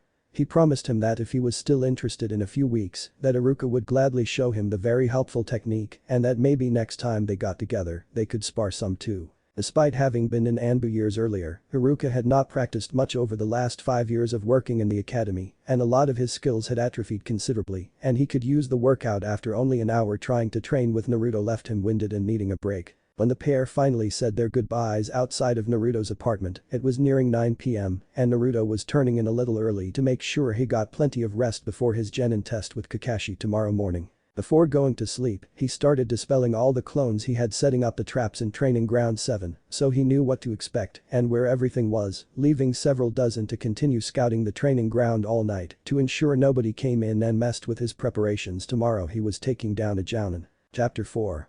Bell Test. Naruto was woken at 4:30 am by a pair of bored shadow clones lingering around Training Ground 7 who decided to have a small spar and dispelled each other simultaneously while providing the cringe of new memories that woke the young blonde. After groaning in frustration, he simply got up and put on his new clothes, his brain assimilating the 2 sets of memories he just got and his mood slowly improving as his anticipation for today started to leak through. Putting on one of his new sets of clothes, he marveled at how much better quality they were than anything he owned previously, clearly being overcharged for goods wasn't the only thing the shopkeepers did to keep him miserable. The sturdy heavyweight black pants and overshirt would hold up to quite the beating, and the surprisingly soft mesh undershirt fit his torso comfortably and left him looking very different from what he had in the past in the bright orange jumpsuit. He decided to go with the boot-style shinobi sandals in black, and for his only bit of color, he included 2 dark orange bandolier straps that he crisscrossed over his chest rather tightly that he used to hold several smaller kunai and shuriken pouches on top of the larger ones he had on each thigh. His hope was to someday incorporate a sword and sheath into the bandolier and or even a large storage scroll like the Forbidden One to hold all of his stuff. For now though, he spawned a pair of clones to make him a large breakfast and pick up his apartment from yesterday's mess. After learning at least a dozen different easy recipes for every meal, he was happily making a large omelette with a few vegetables mixed in that were almost completely overpowered by the egg, cheese, and sausage he added as well. He figured that if he was going to force himself to eat vegetables, that he should at least try to hide them in other foods he really liked so as to at least get some in his diet. He wasn't too worried about Kakashi's warning either, as he didn't expect the seemingly lazy shinobi to be on time, giving him plenty of chance to digest, and a lack of food for him would be very detrimental to his chances of success. Strolling into the training ground at exactly 5 am, he was easily able to spot his 2 waiting teammates by the small bridge that crossed the stream running through Training Ground 7's main clearing. Sasuke was leaning against one end of the small wooden footbridge with his hands across his chest in his classic brooding pose, while Sakura was sitting by a nearby tree stump with stars in her eyes as she drooled over her dark-haired teammate in a very stalkerish way that creeped Naruto out, probably almost as much as it bothered Sasuke himself. They both glanced up when they heard him approach and then did double takes as they saw him in his new outfit, looking very different from his academy days with only the tiniest amount of orange and a dark orange at that. "What are you wearing, Naruto Baka?" shouted Sakura once she realized that her usually bright orange teammate looked completely different just from wearing black and more normal ninja attire, and not sure why it bothered her. "Stop trying to be cool like Sasuke-kun. Nice clothes, dope," greeted Sasuke with a dismissive sniff to his other male teammate, while completely ignoring the female one who had been pestering him for the better part of a half an hour before going back to his brooding. "Thanks team," replied Naruto calmly and almost politely, if not for the casual name calling that was pretty standard with the two, as he too decided to simply ignore his female teammate and look around the clearing to get his bearings on where everything he set up was. "I think I am going to go check something out, be right back." With that, Naruto quickly jumped out of the clearing and into the surrounding trees so he could be out of view of his teammates before spawning 800 plus clones. These clones had the express purpose of hiding among the numerous traps, keeping them all up and running or replacing ones that needed, and lending numbers in support of the original when the fighting finally came down. Several of the clones used a henge transformation jutsu to become small woodland creatures or pieces of debris to blend into their surroundings, and a few even turned into logs and pieces of branches for kawarimi material. The creatures set up a rather large network throughout the training ground that left almost every square inch of the place in the viewing range of at least 3 clones at all times, a necessity if he wanted to have any chance of pulling this off. Grabbing a protein bar in case Kakashi does arrive close to on time, he quickly eats it to restore some of the energy he used for his mass clones and then returns to the clearing with his teammates, thinking of anything else that might help. Realizing that Kakashi's words from yesterday were in fact true and that he didn't in any way plan to incorporate or include his teammates in his plan, he thought about how he could change that. "Look guys," started Naruto, once back in the clearing and facing Sasuke and Sakura to get their attention, "if this is really a survival exercise, Kakashi is most likely going to try to split us up, knowing we are always more of a threat when together. I say, we team up and hit him hard and fast, it's going to be really hardy as a jounin after all, but together we stand a much better chance." "I don't need help from losers," responded Sasuke harshly and with a glare directed at first Naruto and then Sakura, causing the earlier to scowl and the later to break down and cry hysterically. "Real nice team," clapped back Naruto as he saw their third teammate shrink into herself and sob like a baby, knowing that she would be even more useless now than she would have been if Sasuke had simply included her. "At least I offered this time," continued Naruto more to himself before moving closer to Sakura and the tree stump she was sitting on and awkwardly standing nearby. "Don't worry about the team, Sakura, he just doesn't know how to play with others. You are a great ninja." Thanks Naruto," sniffled Sakura slowly as she tried to get herself back under control, completely missing the shocked face of Naruto who was surprised not to be yelled at by the object of his academy crush, having very few memories of her or anyone else really saying nice things to him and not really knowing how to respond. "Why you're welcome," he eventually stuttered out before deciding to simply sit down and wait for their lazy sensei, wondering how long it would be. It only took about 10 minutes of silence before Naruto was again up on his feet and antsy about moving around doing something productive, but knowing he couldn't leave the training ground left him with few alternatives. Deciding that he had nothing else he could think of to do while sitting around that didn't require too much chakra as he was trying to get his reserves back up after the massive shadow clone spawning, he remembered to scroll on meditating as both a chakra control exercise and a calming recentering. Figuring he had nothing but time to lose, and he was losing that already by waiting on his sensei, Naruto closed his eyes and thought back to the instructions one of his clones read about internalizing your breathing and focus. "Yo."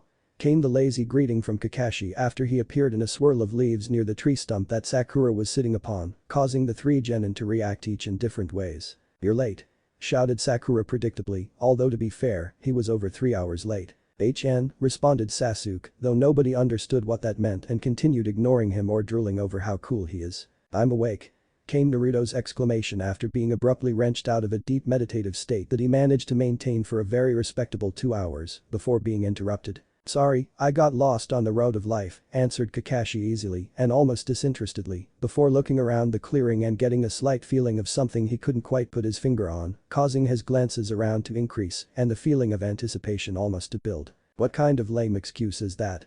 shouted Sakura in near hysterics at the same time as Naruto also responded. "Was it a fun road at least?" he asked, seemingly serious, and neither Kakashi or his two teammates could guess if he was joking for a long moment before he continued, "And are you on that road every day?" Yes," responded the one-eyed jounin slowly, wondering if Naruto was his new favorite for indulging his excuses or if Naruto was just discovering if he was always going to be late. Cool, came the flat reply that left everybody somewhat confused and answered nothing for Kakashi, and for some reason didn't lessen the somewhat lingering feeling of anticipation that seemed to be growing. So, started Kakashi after several awkward moments of silence as he looked back and forth at his three genin. Today's test is pretty simple. You have until noon to get one of the bells I have tied to my waist. But there are only 2 bells.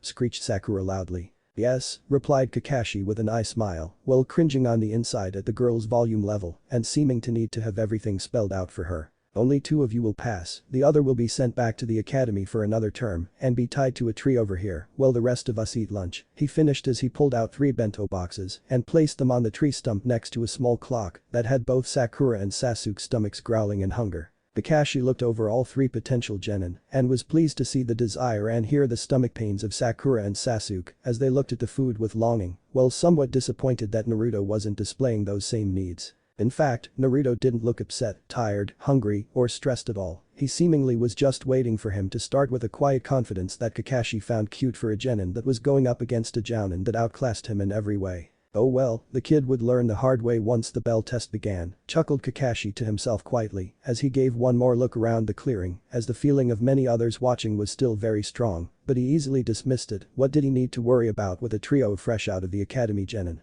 So, began Kakashi slowly with a one-eyed glare directed at Naruto, who met his look with an intense and ready look of his own. You ignored the rules again and ate breakfast, didn't you? You just said not to eat if we didn't want to throw it up, answered Naruto evenly, and maybe with a bit of sarcasm near the end. I have no intention of throwing up the breakfast I ate over 3 hours ago, sensei. Kakashi's glare intensified at the young blonde's remarks because he both saw through his suggestion. He tried to word it as an order and called him out on the order not having any effect when he was 3 hours late and was well fed to boot. There was just something about the quiet confidence of Naruto that was unsettling to the veteran jounin. His expectations of the village Jinchuriki had been ridiculously shattered after just a day with the outdated and biased information he had been operating under. Now he was faced with what appeared to be a ready shinobi, with none of the arrogant bravado most new genin displayed, and that smile hinted at something he wasn't entirely sure he wanted to discover. Just remember, started Kakashi getting the 3 giants' attention and deciding to ignore the uneasy feeling he got every time he looked at Naruto. You better come at me with intent to kill if you want any chance at getting a bell. What? Screeched Sakura again, what if we hurt you? Haha, laughed the silver-haired jounin sensei patronizingly. You are genin, you're 100 years too late to be able to even touch me, he continued in a goading fashion, let alone hurt me. At the completely dismissive comment, Naruto's eyes narrowed dangerously, hating to be underestimated and not seen as a threat, and with now something serious to prove all bets were off.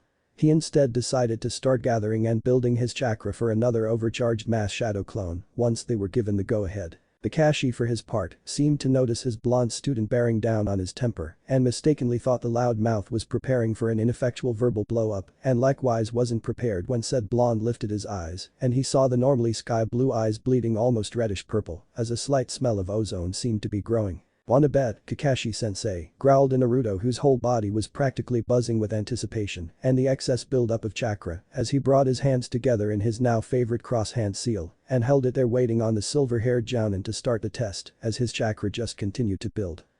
Stuttered Kakashi for a moment as he looked at his youngest and supposed to be the worst student in the recent graduating class, gathering cage-level amounts of chakra and wondered if maybe his students could in fact hurt him very much.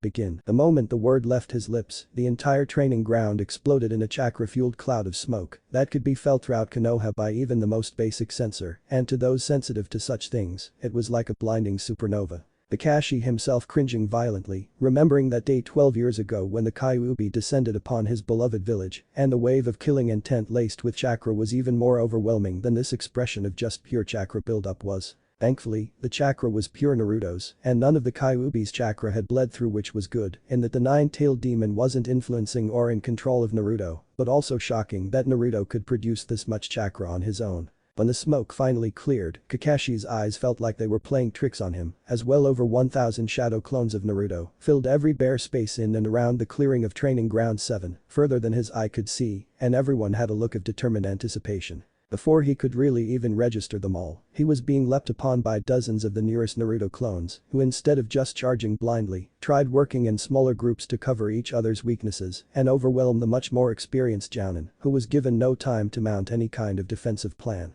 Naruto knew his clones had to keep the pressure on Kakashi and not let him get space to maneuver and turn this battle back to his favor. Likewise, he had several of the newest clones incorporating his mini prank items in order to tangle up and bog the older ninja down with paint, honey, and ninja wire traps in a relentless stream that probably frustrated Kakashi more than hurt him. But the constant pressure was doing several things, the most important being that the real Naruto was learning quickly, as his sensei quickly began tearing through his clones with minimalist moves that slowly Naruto was learning and incorporating into his haphazard taijutsu. It also provided a decoy for Naruto to again try and get his teammates to join him in attacking Kakashi together, though after Sasuke took a jealous look at all the Narutos currently fighting their sensei, he scoffed and left the clearing, saying he would do it on his own, with Sakura following after him like a lost puppy. The final advantage of so many attackers was that Kakashi wasn't in control of the flow of the fight, as he was constantly tearing through the ranks of Naruto's clones. He was unaware that he was also being slightly directed and led to the edge of the clearing, where the majority of Naruto's traps and reserve forces were stationed and waiting in ambush.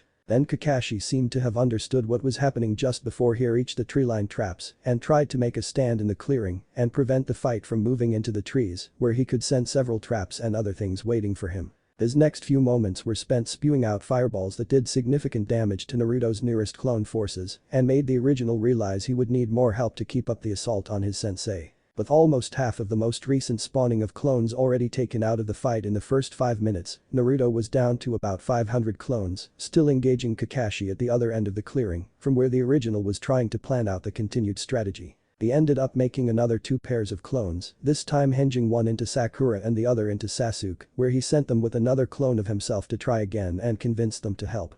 Hoping that seeing the other teammate already helping it would sway the other, and then not telling them that he tricked them once they were working together. But that part done, he quickly ate down a pair of nutrient bars to regain some strength, which along with the returning chakra of his continually being destroyed clones, left him with enough energy for another large round of clones, this time only numbering around 600 to reinforce the others. It was at that point however, that Kakashi changed up his strategy and instead of standing still and mowing down all comers as he had been doing, he instead started using the Shunshin to escape the attacking waves and trying to get behind them or lose them completely. This didn't work as well as he would have liked however, because the moment he arrived anywhere he was attacked by the nearest clone, disguised as animals, branches, and debris, and once they were dispelled the rest of the horde now had a beat on their location to converge and start the process all over again.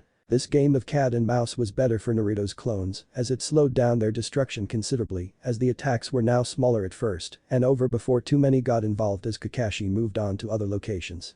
It seemed he was both avoiding Naruto's clones and scouting for the real Naruto and the other two to test them individually. Them trying to avoid clones to not alert them to where he was had the added benefit of giving Naruto and his clones more time to learn about their sensei's skills and convince Sasuke to join them. Sakura joined the moment she saw Sasuke was with Naruto, even if she didn't know it was another clone of Naruto hinged to look like her crush, she was in the moment he asked her. Sasuke was harder to convince, as he didn't see Sakura working with Naruto to be any great asset, and it wasn't until Sasuke witnessed an ambush on a nearby Kakashi that he felt that he could at least use his teammates as distractions while he showed off his Uchiha superiority and got both bells for himself. But the three of them now working together, Naruto sneakily hid the 2 henge clones once they were within visual range of the real ones to not give up his ruse. The 2 henge Sakura and Sasuke Naruto clones were quickly met up with another Naruto clone and began acting as a decoy team that Naruto had go around to the other side of the training ground, making a good bit of noise to prepare for the next confrontation with Kakashi.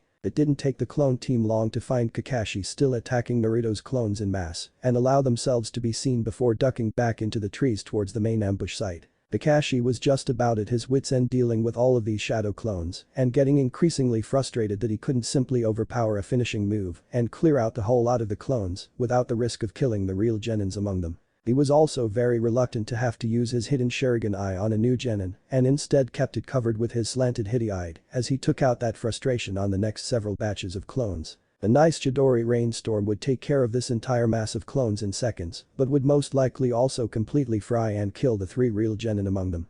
Instead, he decided to throw out a shuriken rather lower than normal before performing the shuriken cage bunshin and taking out over 2 dozen of the Naruto clones in one throw. By throwing low, he also avoided a possible lethal hit to one of his real genin if they were among the clones in the attack range and allowed him to replicate the move another 10 times, quickly eliminating Naruto clones by the dozens. The disadvantage to this technique though was shown a minute later when several Naruto clones had seen and studied the move enough to replicate it on their own, and soon the amount of weapons flying back at the Jounin were significantly greater than before. He had to abandon his makeshift perch under the growing onslaught and return to using the body flicker technique and many kawarimi exchanges to escape the seemingly never-ending pursuit of his supposedly worst student. Even the woodland creatures and branches on the grounds and in the trees ended up being Naruto clones after Kakashi witnessed several of each come to life in order to attack him during his many escapes. The next time he paused for a moment coming out of another shunshin, he changed up his strategy again and spawned his own trio of shadow clones before descending underground and letting his clones continue to eliminate the Naruto clones while he went hunting for some genin.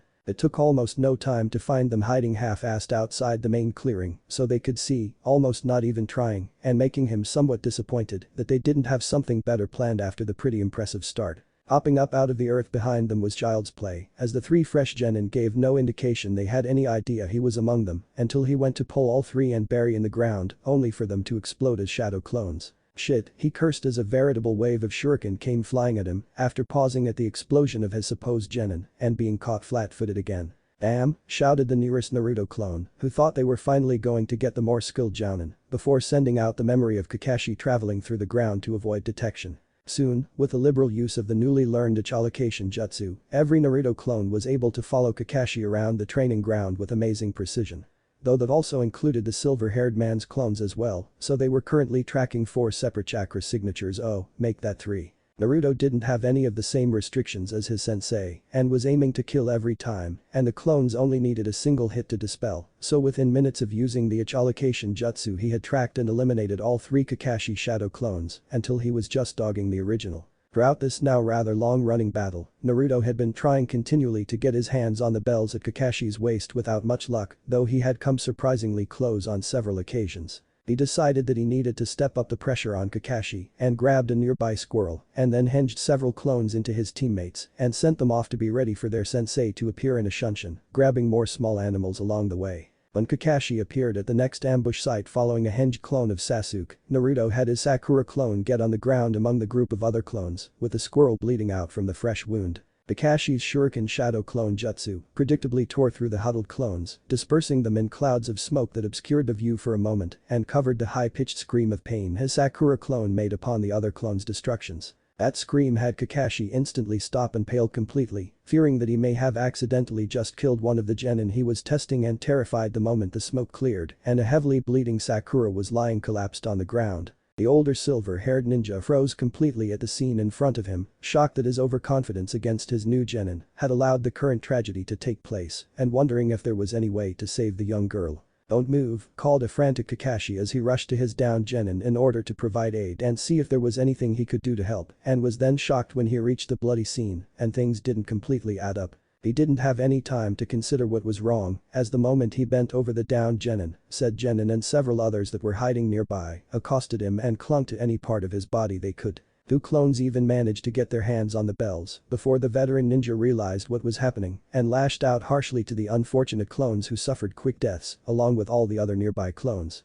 With the dispersal of several clones almost simultaneously, the large cloud of obscuring smoke actually helped hide the next wave of clones that arrived to fight for the bells. That fight was quick and brutal though, as Kakashi was no longer underestimating his genin and dealing truly brutal attacks that had the original Naruto wincing in memory of the many very painful deaths he was experiencing one on top of the other. He was not making any real headway against his sensei, but kept getting close to the bells and forcing Kakashi to continually try and defend against his many theft attempts.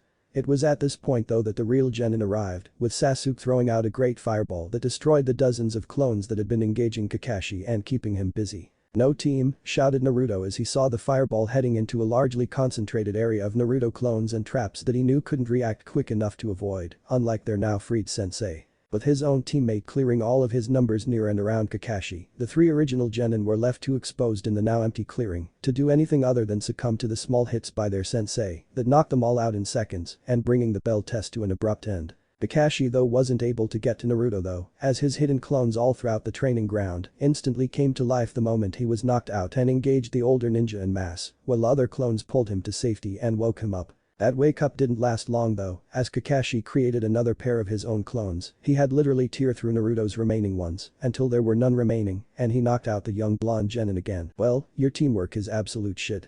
came the clear voice of Kakashi, cutting through the groggy head fog as Naruto slowly seemed to be coming to and finding himself tied uncomfortably to a tree while his sensei and teammates sat around nearby. Though I will say, you really surprised me. Really?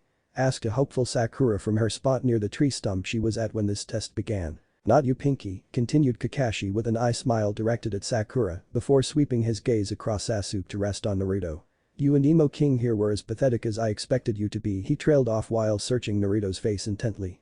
Naruto on the other hand, well, he just showed me something pretty impressive. What? Naruto baka.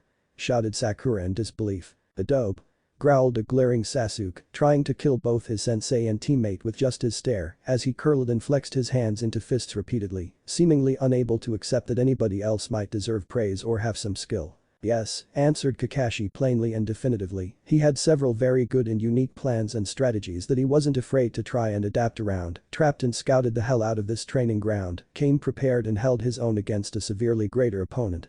I'd say he was hands down the best of you all. But those words, Sasuke practically growled into a scream of rage and disbelief that he would ever look up at the dope as a greater ninja and couldn't fathom how the dead last had already surpassed him in seemingly no time at all. Sakura too was in disbelief, but where her dark-haired teammate struggled with his own comparison to Naruto, she knew her strengths lie elsewhere and didn't really think anything Naruto did was any better than everything that Sasuke did. Naruto though was a different story, never had another ninja complimented him in such a positive way about his own growing ninja skills, and he was almost bursting with pride and determination to keep improving. Take that team. So, did we pass? Asked Naruto after a moment of reveling in his excitement for the received praise and realizing he hadn't heard about that yet. No, Team 7 did not pass, answered Kakashi slowly, seeing if anybody would pick up on it. Only Team 7? Asked Naruto with a tilted head as he thought over the words of his silver-haired sensei and found that phrasing unusual. See, continued Kakashi seemingly talking to Sasuke and Sakura before turning and smiling at Naruto, he noticed it immediately. Naruto passed. Screamed an outraged Sakura, finally registering what was being said and inferred by Kakashi's words. He demonstrated enough to show me what he is capable of, and I was very pleased with everything I saw from him. He thought and acted as a true shinobi and teammate, and if it's what he wants, I will sign off on him entering the reserve genin pool until a spot somewhere else opens up, answered Kakashi plainly to the three young ninja who all reacted very differently. What? Screamed Sakura in outrage, complaining about fairness and repeating how much better Sasuke was over Naruto at everything. Well said, dark-haired boy just seethed quietly on the verge of a blow-up at any moment. If it's what I want? Asked a curious Naruto, cutting off Sakura's incessant chatter and the emo's brooding and getting a large and somewhat creepy-looking eye smile from Kakashi. Yes, that is an option for you, Kakashi continued, seemingly happily that the young blonde figured out to look underneath the underneath and not just accept straight away. Or you could try the bell test again as Team 7 with Pinky and Emo King over here after lunch, but if you fail to get a bell the deal's off and you are back to the academy too. It didn't take Naruto too long to think his options through, having known and heard about the reserve genin he knew it probably wasn't a great fit for him. He wasn't well liked and chances of being selected by other genin or chunin and jounin instructors for anything would constantly be a battle even if his skills were adequate. That was the real problem though, reserve genin didn't have instructors, everything they learned had to be done by themselves, and likewise few if any ever make it past the genin program and into the higher ranks of ninja, hence the somewhat mocking term of career genin. I think Team 7 needs another chance at the bell test sensei, responded Naruto after several long moments of contemplation and causing both Sasuke and Sakura to sputter in shock that Naruto would chose the team option and likewise give them both another chance to become ninja of the leaf. Good answer, replied Kakashi with that weird eye smile thing he seemingly does often directed at the young blonde. Okay, Sasuke and Sakura, here are your lunches, eat up, you are going to need your strength, I will be back in 15 minutes to start the bell test. Kakashi-sensei. Aren't you going to let me down to eat lunch too? Asked Naruto just before his sensei left and getting the other two to look up at the interaction, finding the whole thing rather odd and still wondering what exactly was going on as they opened the tasty bento boxes both beyond hungry. Nope, you ignored my instructions yesterday and ate this morning, these two haven't eaten anything and need their strength if they are going to help get bells, answered Kakashi flippantly before turning to Sasuke and Sakura and continuing in a serious tone, don't share your lunch with Naruto. With that, Kakashi gave a sarcastic little wave to the fuming and sputtering Naruto before he vanished in a swirl of leaves to who knows where and leaving the three young genin alone in the clearing. Naruto was beyond pissed and pretty damn hungry after everything he put himself through this morning and couldn't believe that after all that, he was still right back in the same position as he was this morning without a team or sensei. He was seriously having second thoughts now on his choice and thinking he may have just been better off as a reserve genin since he was pretty exhausted still from chakra drain and didn't think he would be able to convince Sasuke and Sakura to work with him again. "Dear Naruto, you can have some of my lunch," came the small voice of Sakura as she shuffled forward a bit and moved to start feeding an absolutely stunned Naruto. "You are going to need your strength too, and you can probably help a lot more than I can," she finished somewhat dejectedly. "You can have some of mine too," came the unexpected reply from Sasuke as he too started forward to feed the final member of their team. "You too, Sakura, we are all going to need to be at our best, this guy is no joke." "What is this?" came the loud shout of Kakashi as he appeared in another swirl of leaves, just as all three students started eating from the two bento boxes and causing them all to stiffen in fear at getting caught breaking the rules. Stuttered Sakura in shock and fear as the three young ninjas all cringed at the anger they saw on their sensei's face, all three expecting to be exploded at any moment. "You all pass," announced Kakashi to the now stunned and shocked faces of the three newest genin of Konoha, who all had no idea just what the hell was happening. "Huh?" questioned Naruto confusedly, trying to follow along with his new sensei's way of thinking. "Team 7 has passed, you proved you can work together, the individual skills will come with practice and hard work, but I am pleased with what I've seen," explained Kakashi calmly as he smiled at his new genin team and enjoyed their looks of confusion turned to happiness. "We will meet here every morning at 8 AM for some training and teamwork drills and then do a mission or two in the afternoon." "Awesome," cheered Naruto excitedly before remembering his earlier exchange with his tardy sensei and asking somewhat apprehensively so as not to upset his new sensei, "Are you going to be spending some time on the road of life again tomorrow?"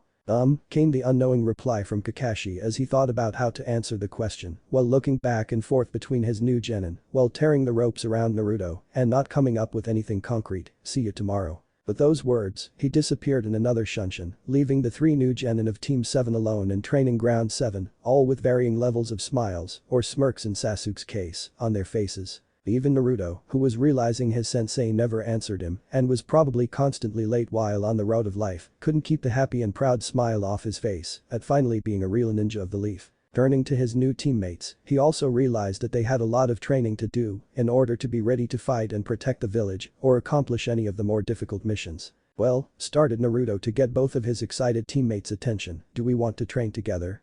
Or spend time getting to know each other better?" "I train alone," came Sasuke's quick and predictable reply. "I am not going out with you, Naruto Baka," shouted Sakura after a moment of thinking over what her teammates said before turning to Sasuke. "Do you want to celebrate, Sasuke-kun?"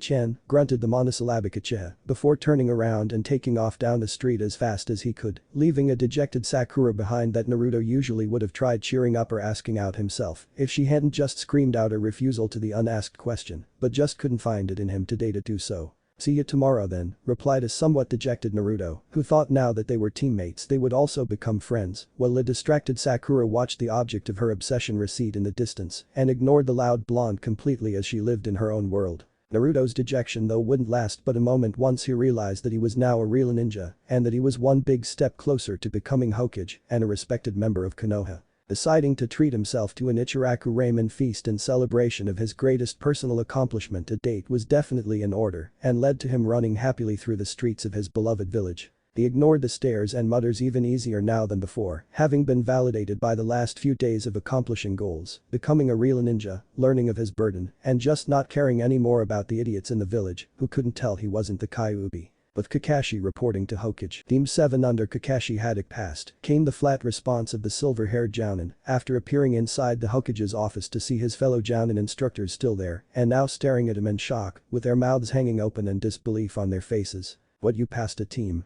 came the shocked voice of Kurina Yuhi, Jounin leader of Team 8 and relatively new Jounin and Jinjutsu mistress, who knew and hung out in the same circles as Kakashi and could hardly believe what she heard. "What can I say, they worked well as a team and Naruto almost got me several times and probably would have if it had continued much longer," came the very matter-of-fact response that had the stunned crowd gapping even more at the revelation that the demon child was that good when his academy results spoke of an abject failure in every sense. But he was the dead last," came the disbelieving voice of a random Jounin in the back of the room that just had Kakashi shrug nonchalantly. "He's not the dead last anymore," came the swift reply from Kakashi. "You all had to have felt that chakra spike a half an hour ago. He created over 1,000 shadow clones in the blink of an eye. Give him 1 month and he will be ready to take on any Chunin in Konoha." "Oh please," came the sarcastic and disbelieving voice of Ibisu, a Takebetsu jounin specializing in training elite ninjas, a sentiment that seemed shared by the majority of the room minus only Kakashi and the Hokage himself. "How about a bet?" Came the goading response of Kakashi to his former classmate and fellow ninja. "Naruto fights Katetsu Hagainer Izumo Kamizuki in 1 month from today. If he wins, I'll have a teaching assistant for the Chunin exams." "Oh please," came the sarcastic reply from Ibisu, "he has no chance against a real Chunin, even if you gave him a year." "Okay, then let's sweeten up the pot then," responded Kakashi, already enjoying having new students to talk about and bet on.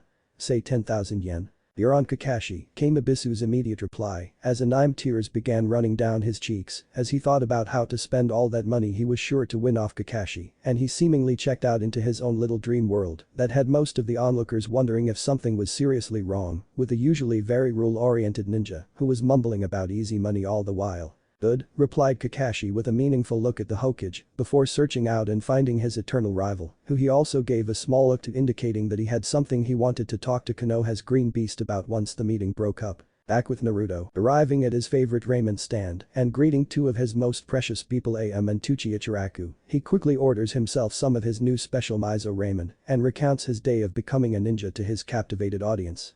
After a dozen bowls of the food of the gods, he had finally exhausted his tale of bravery and awesomeness that saw him by the end a genin of the leaf, promising the father-daughter pair that he would now be able to come by more often once he started earning money from missions. He said his goodbyes before heading back to his apartment to get a few more things he needed before he continued to train. Having replaced all his kunai and shuriken that were lost or destroyed during his recent bell test, he also grabbed the Fuinjutsu starter set he purchased the other day before making his customary clones to start spamming his training. With each of the now 1000 clones having a chakra version of the starter set brushes, ink, and paper, he had them spread out throughout the training ground before getting to the practice of increasing his penmanship until he was capable of creating his own seals. While the clones slowly worked through the many calligraphy-type exercises related to Fuinjutsu, the real Naruto upped his training weights back to the 3rd setting and set about running himself into the ground again. Throughout the next several hours as the afternoon bled into the evening and then the night, Naruto continued with his clone training and his own physical training, only stopping to grab snacks or to dispel and then spawn more clones. By the time he was ready to drag himself back to his apartment for some well-deserved rest, he had worked for over 7 hours straight on his Fuinjutsu with over 1000 clones and had some serious memory transfer to deal with. As he finally laid down, he started dispelling them in groups of 10, as at least their memories were all very similar, and by the time he was finished was completely drained mentally now as well as physically and couldn't keep the smile off his face as he fell asleep stronger than he was the day before. Chapter 5. D ranks and growth. The next several weeks saw a remarkable improvement in Team 7's most unpredictable member as he showed up every day ready to work his ass off and did just that. Luckily, Naruto had taken Kakashi's reluctance to ever talk seriously about why he was always late to everything as permission to do his own thing most of the day. He would usually show up at training ground 7 around 10:30 or so, since Kakashi had yet to arrive before 11 AM yet and was always moving and doing something physical to increase his training. They would practice until lunchtime, usually separate to get a small bite to eat, and then head to the mission desk to pick a D-rank chore for that afternoon, then rinse and repeat. The other really great thing Kakashi did that first week as his sensei was introduce him to his fellow jounin and self-proclaimed eternal rival the Ninja Might Guy in order to find and develop a taijutsu style that worked for him. I was beyond eccentric with a ridiculous green spandex monstrosity he wore as a ninja outfit, a somewhat childish-looking bowl cut, and a pair of the bushiest eyebrows anybody has ever seen. He also came complete with a mini-clone in the person of Rock Lee, a fellow genin to Naruto who specialized in taijutsu as well, and as a mini-clone of his own sensei, looked equally ridiculous, and who was quick to label Naruto his own eternal rival. Regardless of their eccentricities though, the pair really knew their stuff and within days had Naruto competing against Lee almost constantly, despite being on very different weight training levels. Likewise, he was constantly being pushed in one of his weakest areas, so that over the course of that first week, he had improved to a level that had even Sasuke look at Naruto in a new light at times when they were working on team training. He had also exhausted the starter weight training set, but was fortunate that Guy knew of a better set of training weights he used for himself and Lee, and now Naruto who was quickly trying to catch up. Because of his massive clone training so many things for long periods of time that others just couldn't match, it gave the real Naruto so much time to work on his growing taijutsu as much as possible at the beginning without neglecting other areas of growth. He was truly getting better at an astounding rate and by the end of the 3rd week could probably battle Sasuke to a draw more times than not and still increasing with every day and every clone. His penmanship had quickly advanced to and then passed the required level for Fuinjutsu, which he was just now starting to experiment on and make his own beginning seals. One of the biggest other areas of growth though was in his chakra control, which he had continually spawned clones every day just to continue to work on. It was a never-ending cycle though, as every time he trained and used his chakra, it grew back a little stronger and denser and therefore in need of more fine-tuned control, and then simply rinse and repeat. He had progressed to the water walking exercise and had it mastered within days, and continued use and training in it had allowed him to reach a milestone he never expected to reach. He created perfect basic illusion buncheons, useless though they were, and brought a proud smile to his whiskered face. On the mission side, he was still bored senseless over all the chores disguised as D-rank missions they had to do, especially since Kakashi wouldn't let him spawn clones to do all the work when his whole team was there working on their teamwork. His sensei did however allow him to take his own D-rank missions with his clones anytime he wanted, as they provided a good service to the village, bringing in money to Konoha and himself, which was a real help.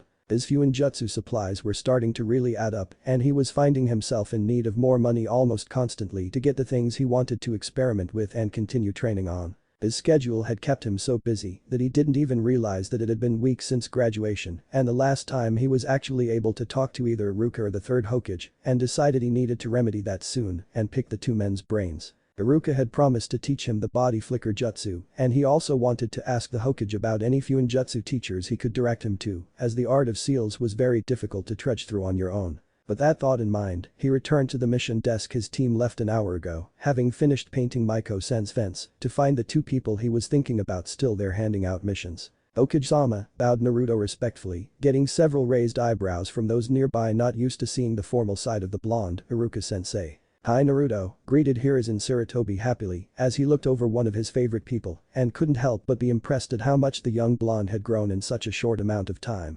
What can I help you with today? Well, came Naruto's somewhat embarrassed reply as he ducked his head a bit before glancing over to his former Chunin teacher. I was hoping Iruka-sensei would help me with my training tonight. He promised to show me a new jutsu and maybe spar. I did?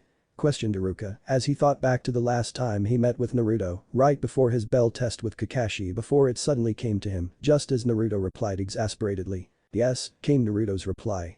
I'm ready to learn the body flicker jutsu. The Shunshin. Really? Asked a now curious Hokage as he looked between the pair, wondering how far Naruto had come in such a short time as a genin. Adebayo Hokage Jiji, came Naruto's exuberant exclamation, and had the old Hokage smile warmly at the personal moniker only Naruto would ever use to speak with him, and which always made him happy. One step closer to taking that hat from you, Jiji. Is that so? Asked an amused Hokage, who could always count on Naruto to lift his spirits and who also saw some truth to the young genin's claim after having watched him train to levels that would kill most men and barely slowed him down at all. Adebayo, responded a determined Naruto as he locked eyes with the old leader of the village, trying to show him how serious he was about that goal and not wavering a bit. Fair enough, replied Hiruzen seriously, knowing that while usually a prankster of the highest order, this was one thing Naruto didn't joke about anymore, now knowing what it took to be a ninja of Konoha and eventually to become the Hokage.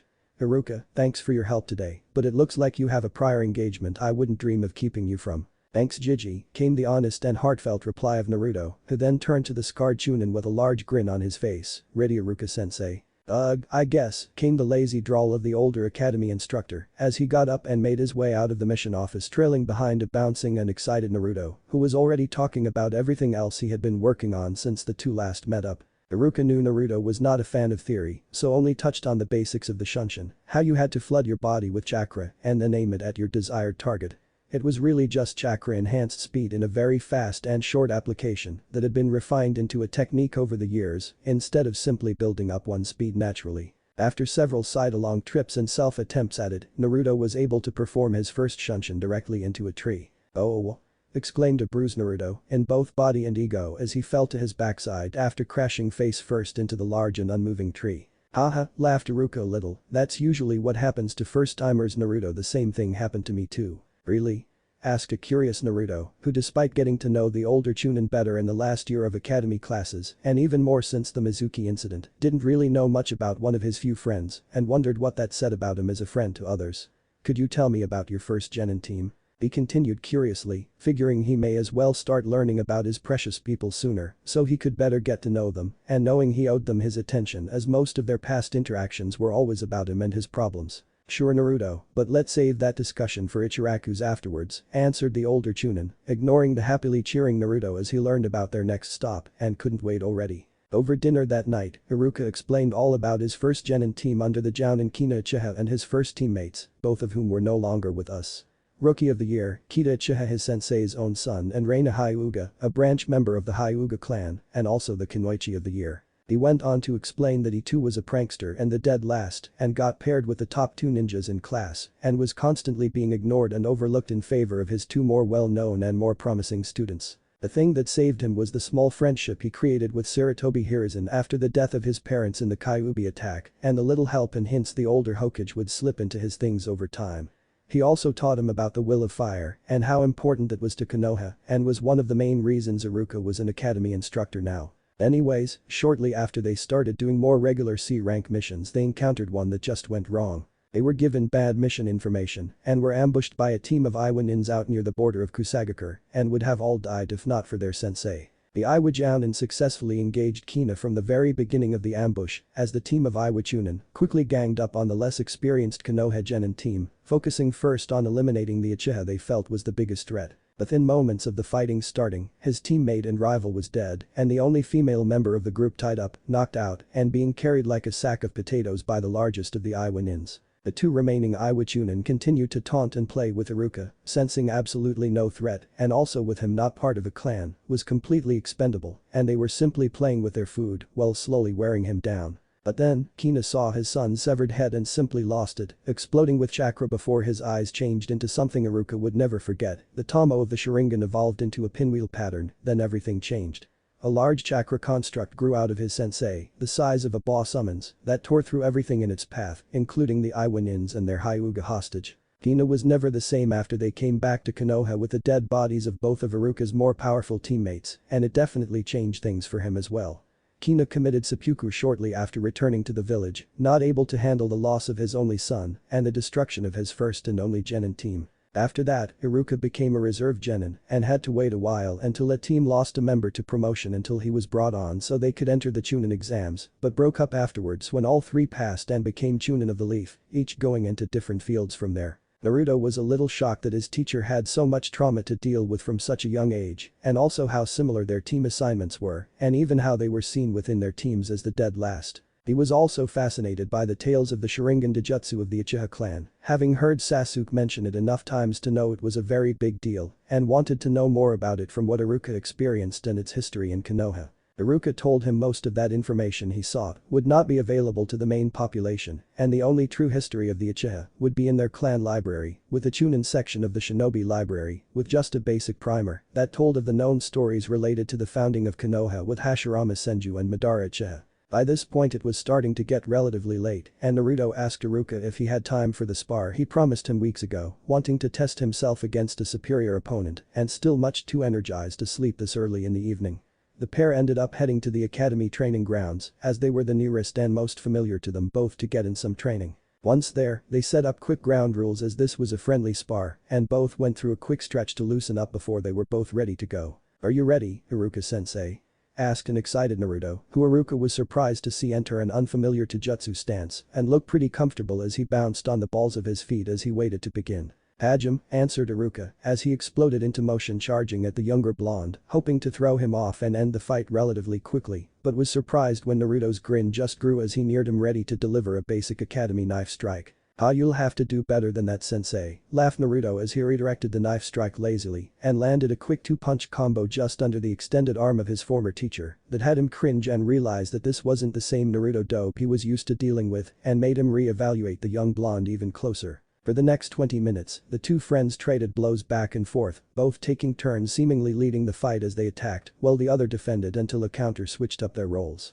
Iruka couldn't believe it as he was pushed to his admittedly rusty limits by a genin who had only graduated less than a month ago and was showing real skill in the area of Taijutsu. At the next small pause, the academy instructor created some actual space before he started making hand seals and was soon throwing around a few low-level earth jutsus to hopefully break the Taijutsu stalemate and take control of this bar. That, however, was met with his young blonde opponent also deciding to switch to ninjutsu and made his favorite cross-hand seal before spawning only a dozen clones and then instantly switching out with the one furthest away from the incoming earth attacks. Iruka quickly realized that fighting Naruto with ninjutsu would be a huge disadvantage to him, as the shadow clones of Naruto were too numerous, or could be if the blonde wanted and skilled to simply overpower them all without going all out, and maybe even then. So, he quickly abandoned his next ninjutsu attack and switched it up to Jinjutsu, something he expected Naruto had not yet overcome, and maybe his only chance to win this spar and save face from being defeated by his probably worst ever academy student. Demonic illusion. Hell viewing technique, spoke Iruka after a quick set of hand seals that had his young opponent in front of him come to an instant and complete stop along with all of his nearby clones. Only a single pair of clones managed to avoid the Jinjutsu initially, but with the remaining clones almost immediately freaking out from the Jinjutsu they were now under, it wasn't long before clones started dispelling. But them dispelling, their memory of the Jinjutsu was then transmitted to all the others, so very quickly Naruto felt as if he was hit with 24 horrifying ways to die, all created by his own subconscious viewing of the Jinjutsu, which only seemed to add merit to the illusion. It definitely made for two confused clones who after watching the many imaginative ways they could die, both simply dispelled themselves by tackling the original Naruto to the ground in an effort to also see if they could shake the blonde awake in the process. Luckily, the dual tackle dispelling did in fact shock Naruto out of the Jinjutsu he had still been stuck under, but unfortunately it did nothing as Iruka had the match well won by this point, as a grumbling Naruto complained about stupid Jinjutsu. Iruka ran him through the normal ways people dispel Jinjutsu, and Naruto had no problem upsetting his internal chakra system to dispel the illusion, but still struggled with having the illusion placed. If he was aware of the Jinjutsu, he could disrupt his chakra easily enough to dispel the illusion, but he most struggled with simply knowing when he was under a Jinjutsu. Much later that night while brainstorming ideas, he came up with a possible idea he would try to implement the next day in order to better combat the problem he had with Jinjutsu in general. He would create a shadow clone Jinjutsu dispelling team, 3 very hardy clones, continually cycling through the process of dispelling and respawning clones, away from any action. This would have the added benefit of keeping all of his clones and the original, with the newest set of memories, and with the continual internal chakra disruption, that would make dispelling Jinjutsu a continuous thing that he wouldn't even need to worry about anymore. For now though, he thanked Iruka for all his help and for the spar, to give him an idea of how far he had come and still has to go, and headed back towards his apartment before his training continued. Despite the time getting to when he usually turns in for the night, Naruto this evening has a bit more energy still to burn when he returns to his apartment and decides he can always send out more clones. With the thought to research other clones and ways to make them stronger or more durable, Naruto spawns close to the now customary 1000 clones and tells them to get to work finding the solution. Over the next few days, Naruto's clone research and later experimentation really started to pay off as he discovered the many different elemental clones available, even if they were currently beyond him, and found ways to increase both the chakra capacity and the density of his favorite shadow clones. He also seemingly stumbled upon a shadow clone explosion technique that allowed him to use his shadow clones as kamikaze bombers, which really increased his offensive output and made his opponent standing still and taking on his clones a suicidal prospect. The real gem of the research though was a blood clone which was very durable and could act as an independent clone spawning station if Naruto took the time required to set them up. The process was relatively difficult but not impossible by any means and required a beginner's knowledge of Fuinjutsu, which Naruto had slowly been acquiring over the last 3 weeks since becoming a genin and almost a cage's worth of chakra. He started with his ultra-dense shadow clone, pouring copious amounts of chakra into the clone before moving on to the next step. Using his own blood, he wrote Fuinjutsu seals all over the clone's body in the pattern discovered from the old scroll he found behind the rack of old scrolls in the Chunin section of the Shinobi library and watched after activating it as the seals lit up as the blood was absorbed into the glowing body of his clone until he looked exactly like the original. The whole process took over an hour and left Naruto on the verge of exhaustion, but after a large meal and a little rest, he was ready to try again for blood clone number 2, knowing how valuable they would become for him. At night, the original Naruto went to bed immediately after creating blood clone number 2 from his exhaustion, but left his 2 new blood clones with instructions to continue spawning more clones until they were out of chakra, then wait a while and do it again. Naruto was awoken several hours later to more noise than he was accustomed to in the morning, as he could see over 24 Naruto clones all throughout his apartment fixing things, cleaning, studying, preparing breakfast, you name it, and there was probably a Naruto clone currently working on it somewhere in the cramped space of his apartment. Taking a moment to process several hundred new memories from the night, which all came from newly spawned clones while he slept, he realized that he was running out of room and really needed to expand his operations to keep up with his clones' demands. But that thought, he sent out word to start developing clones for civilian jobs to start bringing in more money, sent teams of clones to clean out the training grounds of scrap metal and weapons for resale, teams for hunting and foraging in the forests around Konoha, and even sent out a search party to scout and look for a large enough space to occupy. He marveled a bit at how much he had grown in just a short month of real clone training, how much further he still had to go as a ninja, and how his clones were going to lead the way to his continued growth and development. He then went to his early morning workout training with the green beasts for several exhausting hours until the sun was actually up and he could take a break for a late breakfast until he had to meet his own team. Realizing that he better head towards training ground 7 for his team meeting before he too was considered late, he left his blood clones in charge of his apartment and the expansion project. He contemplated other ways of increasing his funds and promised to remind Kakashi about his deal to let him perform D ranks with his clones separately from the team as long as he was still working with said team as well. He also wondered if his growing Fuinjutsu skills had reached a level where he could start making money selling his sealing scrolls and explosive tags, which would be a huge boost to his financial resources. "Hey guys," came Naruto's greeting after arriving at training ground 7 to find both Sasuke and Sakura already waiting in their now customary spots by the little bridge. "HN," grunted Sasuke in his standard non-verbal reply before going back to brooding as he leaned against the bridge. "Hi Naruto," came Sakura's pleasant response, having considerably warmed up to Naruto now that she knows how strong he is as a ninja and since he stopped pestering her for dates almost completely and was even trying to help her train, she found him a rather easygoing teammate.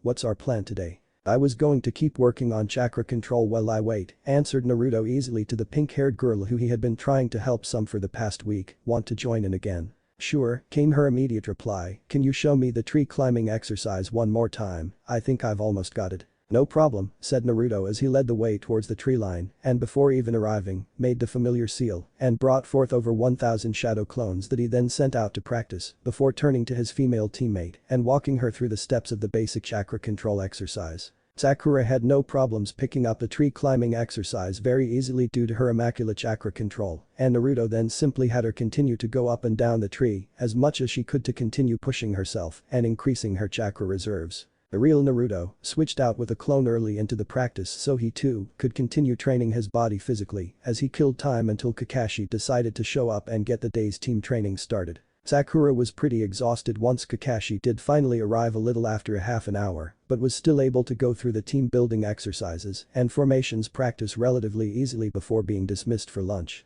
That afternoon's D-rank mission was the 4th Tora retrieval mission completed by Team 7 in the last 2 weeks and again left every member with claw and scratch marks and a strong desire to see that cat suffer. Naruto was able to corner his sensei for a brief bit to confirm he had permission to run unfinished D-rank missions with his clones and quickly picked up all remaining D-rank missions not assigned and sent a batch of clones off to complete them all before the end of the day. He also learned from his sensei that there was a small exhibition match in 2 days that Kakashi arranged for Naruto to show off his skills against a real opponent who would really test his improved growth and didn't mention anything about the side bet he had on it. Naruto didn't think much of it either, other than showing excitement at getting to fight against another strong opponent to test himself and see how far he was coming along.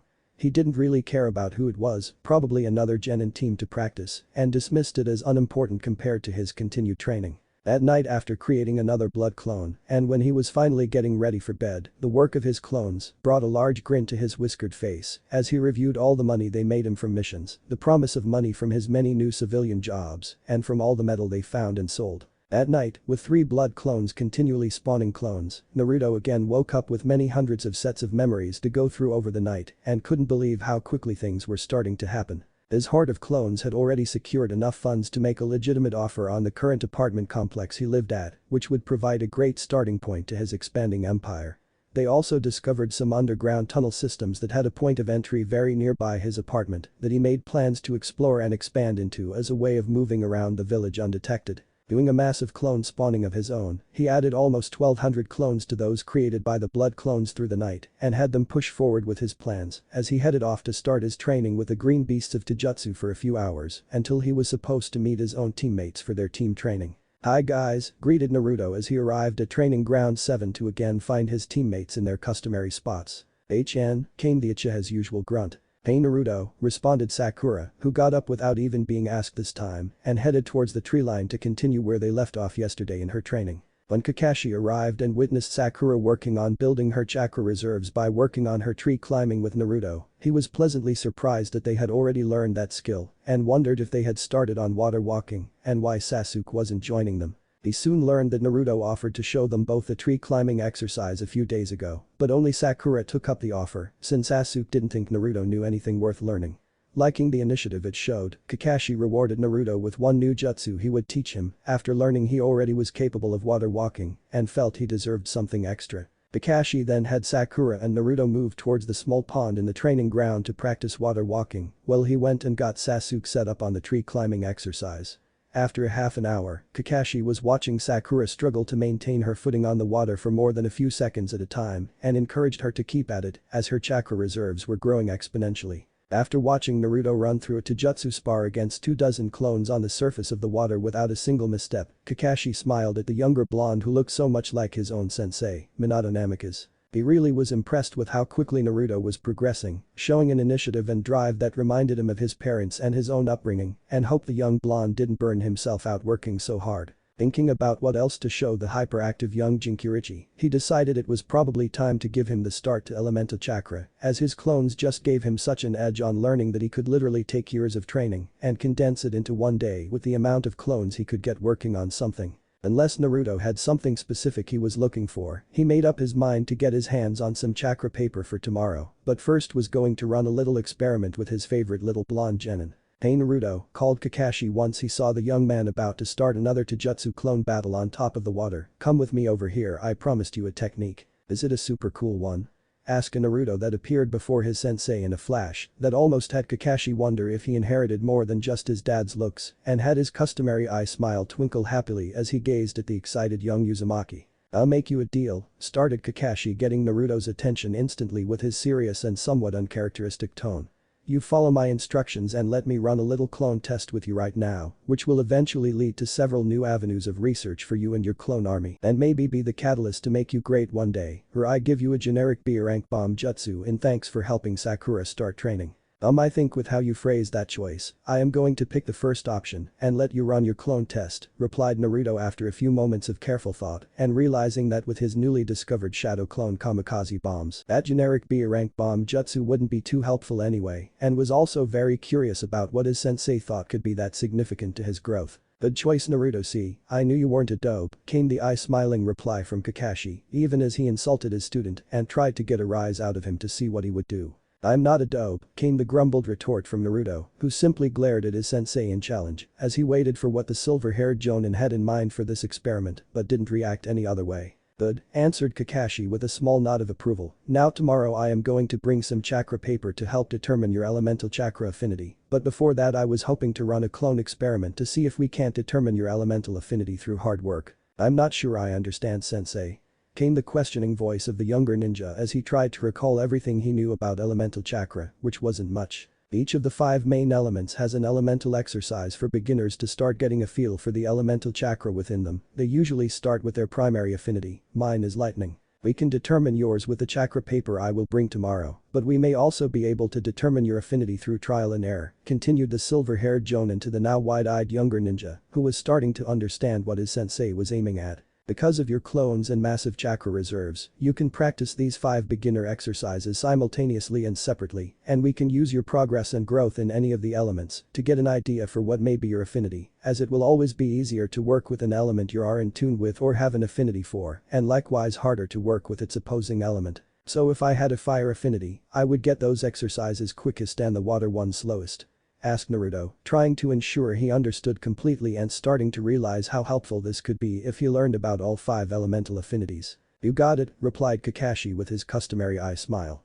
"Now let's start with 50 clones, 10 for each element, and we'll go through the exercises." For the next half an hour, Kakashi shows Naruto and his clones all 5 of the beginning elemental leaf exercises several times.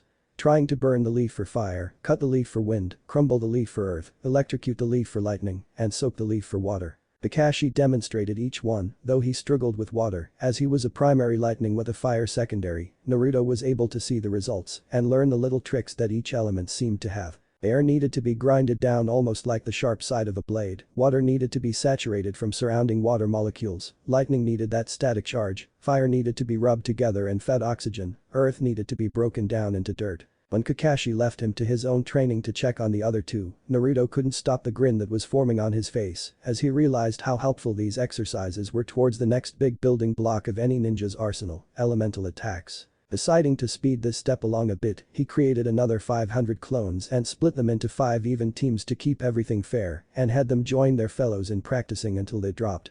Naruto himself took a turn trying each of the beginning leaf exercises to see how little progress had been made with each of the elements and realized that this might take some serious time and work. After today's mission, tilling a farmer's field on the east side of the village, the 3 genin separated for their own homes and lives, or more training for the 2 boys of the team. While Sasuke predictably returned to his compound's own private training grounds, Naruto didn't immediately head to dinner or another training ground but looked around to make sure he was alone before disappearing down into the nearest sewer manhole. Once down there, he used his own memories of countless clone explorers to navigate his way throughout the village's sewer system until he came upon a different set of tunnels that also crisscrossed the entire village and led to many very interesting and strategic points throughout Konoha. Knowing that most of these tunnels were completely abandoned from the lack of any signs of use, Naruto was happily planning out where and how to grow his small but growing empire and utilize these to avoid the general population. Finding a large open cavernous underground room not too far from his apartment complex, he decides to start building it out into a hidden training ground for him to practice away from any prying eyes. Spawning almost 1400 plus clones now, he set them all to work on cleaning out and organizing the tunnel system and building the new underground training center and the protections he wanted put in place because of where it was. Heading back towards Ichiraku's raiment stand, Naruto was happy to discover another entrance into his secret tunnel system, only a couple hundred yards from his favorite place to eat, and knew that route was going to become very popular very quickly. At night, Naruto set about making a 4th blood clone, knowing that they were simply too valuable not to exploit as a resource for gathering more information, money, and skills, and realized that he probably needed to start increasing his organizational efficiency as well. With that in mind, he decided to give each blood clone a specific function within his growing organization to make sure everything was getting covered and accomplished that he wanted. Blood clone number 1, BC1, was going to be the overseer and run his underground training facility and be responsible for organizing training areas and keeping up on learning new skills and strengthening those he already knew. Inside this department would also be research and development for new jutsu and pretty much everything related to training in the ninja life. BC2 was in charge of the civilian side of things and was responsible for keeping up with the many civilian working clones they had throughout Konoha in order to increase the money coming in and looking for ways to grow that even further as he had ideas to maybe start a civilian business and would also be responsible for all the accounting and business ventures his clones got involved in. BC3 and BC4 were the information gathering clones who doubled as the Genjutsu dispelling team, as their main function was to both keep every clone and the original up to date with information and continue to search out new sources of learning and information gathering. Eventually this would be the center of his spy network once they had exhausted all the libraries and learning available inside Konoha. But for now, they were working on the library infiltration project and had even sent out a scout team to start investigating his teammate's compound in the hopes he might one day get invited or have to sneak inside the Uchiha library. He was distracted as he readied himself for bed by the elemental training clones, successfully completing the first of the 5 beginner leaf training exercises with wind.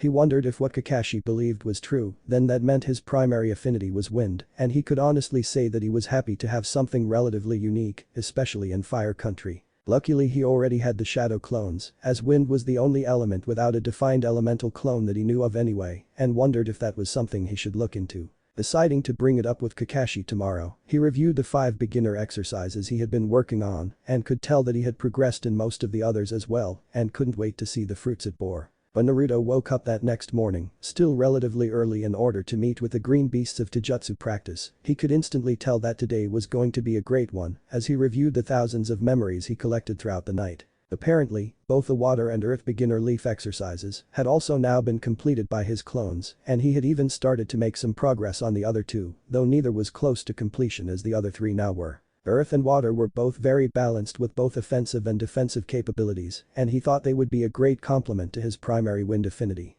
Now having done the exercise successfully for 3 of the elements, Naruto was easily able to tell the difference between his affinity for each of the 3 as both water and earth chakra seemingly fought him a little still, while wind practically leapt out of him eagerly. Emboldened by his success, Naruto gathered his chakra for a larger than normal clone creation and was rewarded with almost 1500 clones emerging throughout his apartment complex that he quickly sent off to join with the BC-1 training. He then left for his own training with the Green Beasts, which he felt was really going well lately, as he and Lee were starting to push each other now that he had seemingly caught up enough to provide the bowl cut boy an actual challenge. His own Taijutsu style that was an incorporated mixture of Guy's Goken style, with several elements of the Uchiha Interceptor style, and even several elements of Kushina Uzumaki's own familial style, she brought to Konoha from Yuzashio that seemed to work really well for the young blonde, though he didn't know about that part yet. Hey Naruto, called Guy once said blonde arrived at Training Ground 9, where the Green Beasts usually practiced and trained, and only saw the older Jonin there waiting with a large scroll across his back.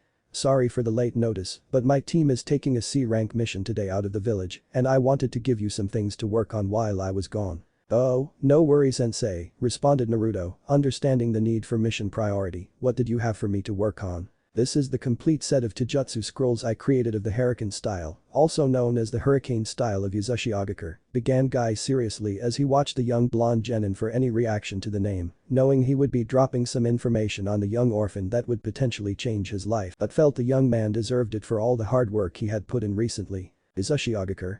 Asked Naruto with a confused face as he tried to remember or place the village hidden by whirling tides and not coming up with anything other than assuming it was part of Kurigakure. The village hidden by whirling tides or whirlpool, came the response from Guy, a village once allied with Konoha. Its spiral symbol is still part of our crest. They were known as masters of Huinjutsu, and their people well respected for their skills, potent chakra, and longevity of life. Okay, answered Naruto, still somewhat confused about the information he was being given and feeling like he was missing something very important about it. Why are you telling me all of this? Because, the other important detail of Yuzashiogakur that is most relevant to you, Naruto, continued Guy seriously, was the ruling clan of the village was the Uzumaki clan. Naruto's whole body instantly froze the moment Guy mentioned the name Uzumaki, and he couldn't move as thousands of thoughts raced through his mind in seconds.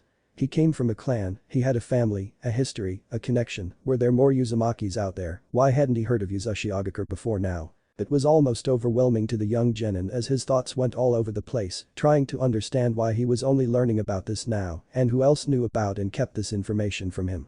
I created this scroll from my own observations watching this style, as I had the pleasure of an Uzumaki leading my genin team, continued Guy quietly and with concerned eyes, as he watched a young orphan try to come to grips with everything he was learning and seemed to be struggling with it all, and knew his next words would be an even bigger shock to the young ninja.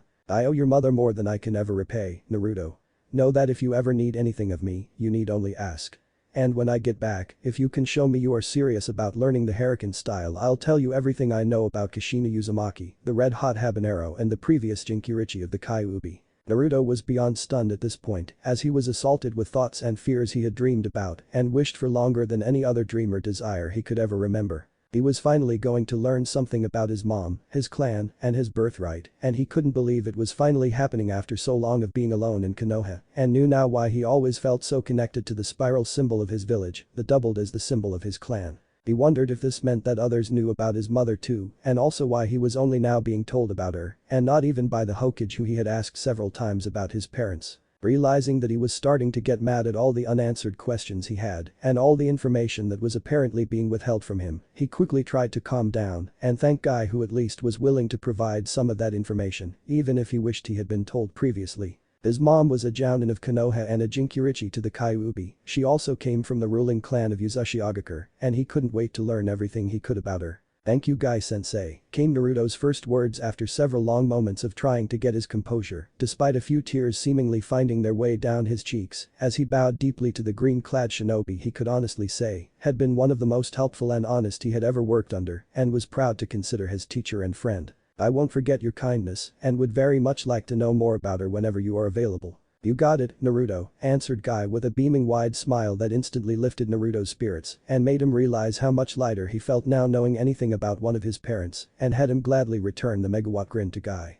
When I return from this mission, I'll set aside some training time for us to talk about her, you really do remind me a lot about her. Thanks Guy-sensei, responded Naruto thoughtfully and earnestly. See you in a few days then young Naruto, replied Guy easily, keep up the practice, and I think you are really going to take to that Taijutsu style. "Yes sir," came the determined yet still somewhat emotional voice of Naruto, who just found a connection to his mother that he was eagerly looking forward to learning and incorporating into his own style. With his normal morning routine disrupted by Guys and his team leaving the village for a few days, Naruto decided that there was no time like the present to get started on something that connected him to his mother and his clan, and it was vital he learned it immediately. So he spawned a dozen clones to read over the Taijutsu scrolls several times before he started at the beginning, going through all of the various forms and exercises until they came to him easily before moving on to the next. Over the next few hours, Naruto methodically tore through the Taijutsu scroll prepared by Guy, committing every movement to memory and increasing the amount of clones steadily until he had over 100 working exclusively on incorporating these new moves into his already hodgepodge form.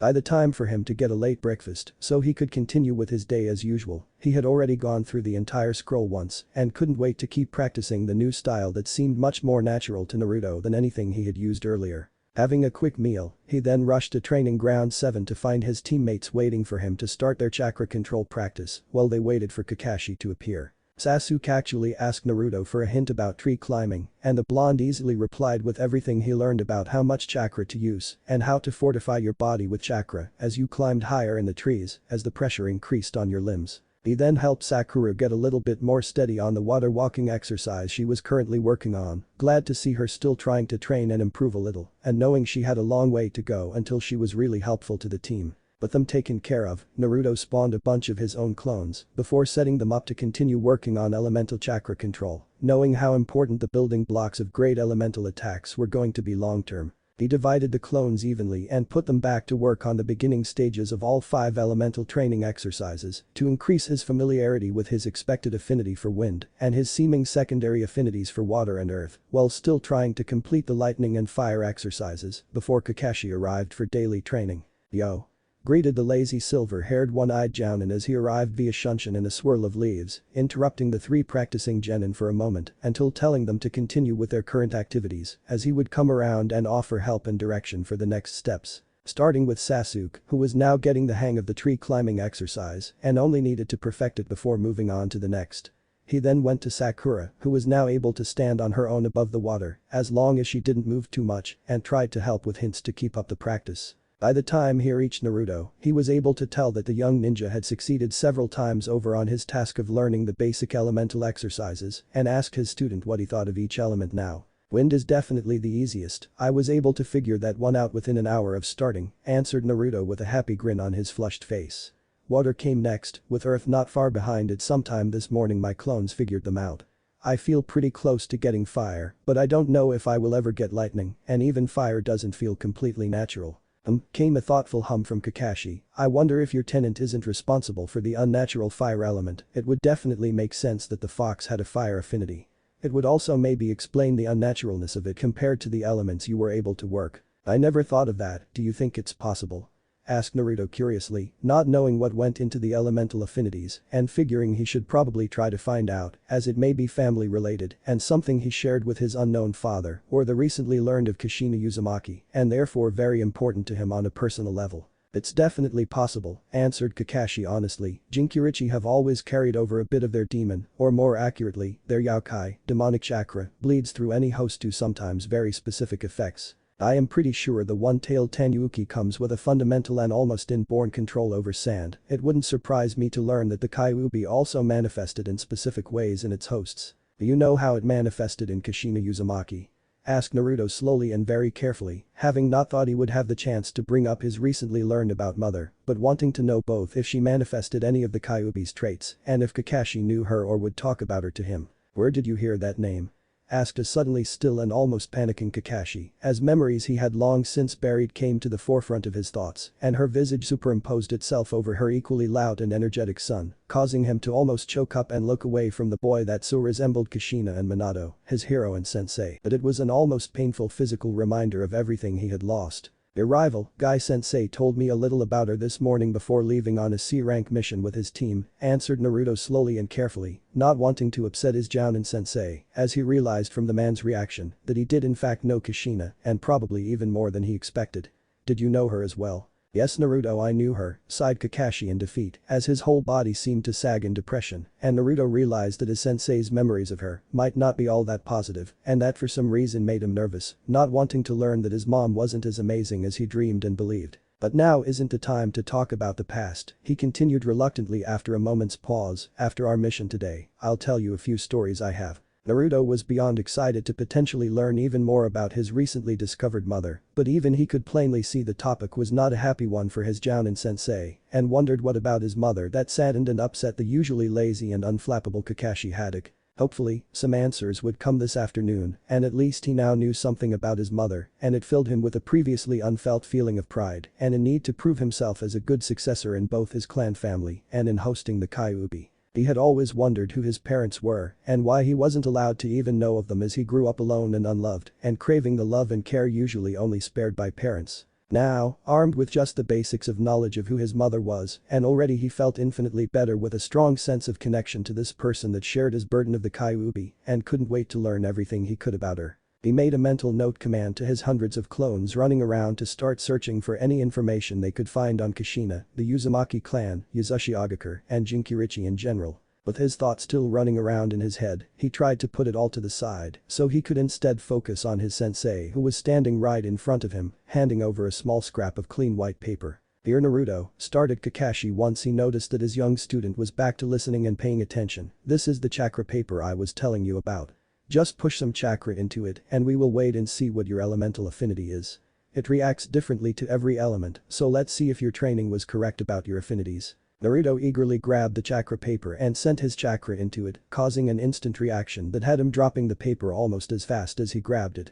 The paper instantly split in half rather violently, with one side slowly crumbling to dust as the other was slowly saturated with water, confirming his estimates about his affinities exactly. But that out of the way, Kakashi tried to help with the last two elemental affinities, but quickly told Naruto to just continue working on the basic exercises if he ever wanted to incorporate lightning and fire jutsus in his arsenal, and that the next step in all the elemental training would come soon. He then instructed Naruto about the exhibition match he was to have the following day in Training Ground 7 against a Chunin opponent he expected Naruto to beat if he came at him like he did that first day for the bell test. Naruto asked if he could prepare the area with traps like he did against his Jounin instructor, but was told that he wouldn't be allowed to prepare, as that would give him an unfair advantage that he wouldn't even need. The silver-haired Jounin also told him to lower his weights, if not completely remove them, so he could fight at a faster Chunin level, and also to start getting used to moving at faster speeds. "If you show me you are ready, I'll take your training up a notch after this exhibition fight," added Kakashi to the excitedly happy Naruto, who couldn't wait until his training was taken up a notch by his Jounin instructor.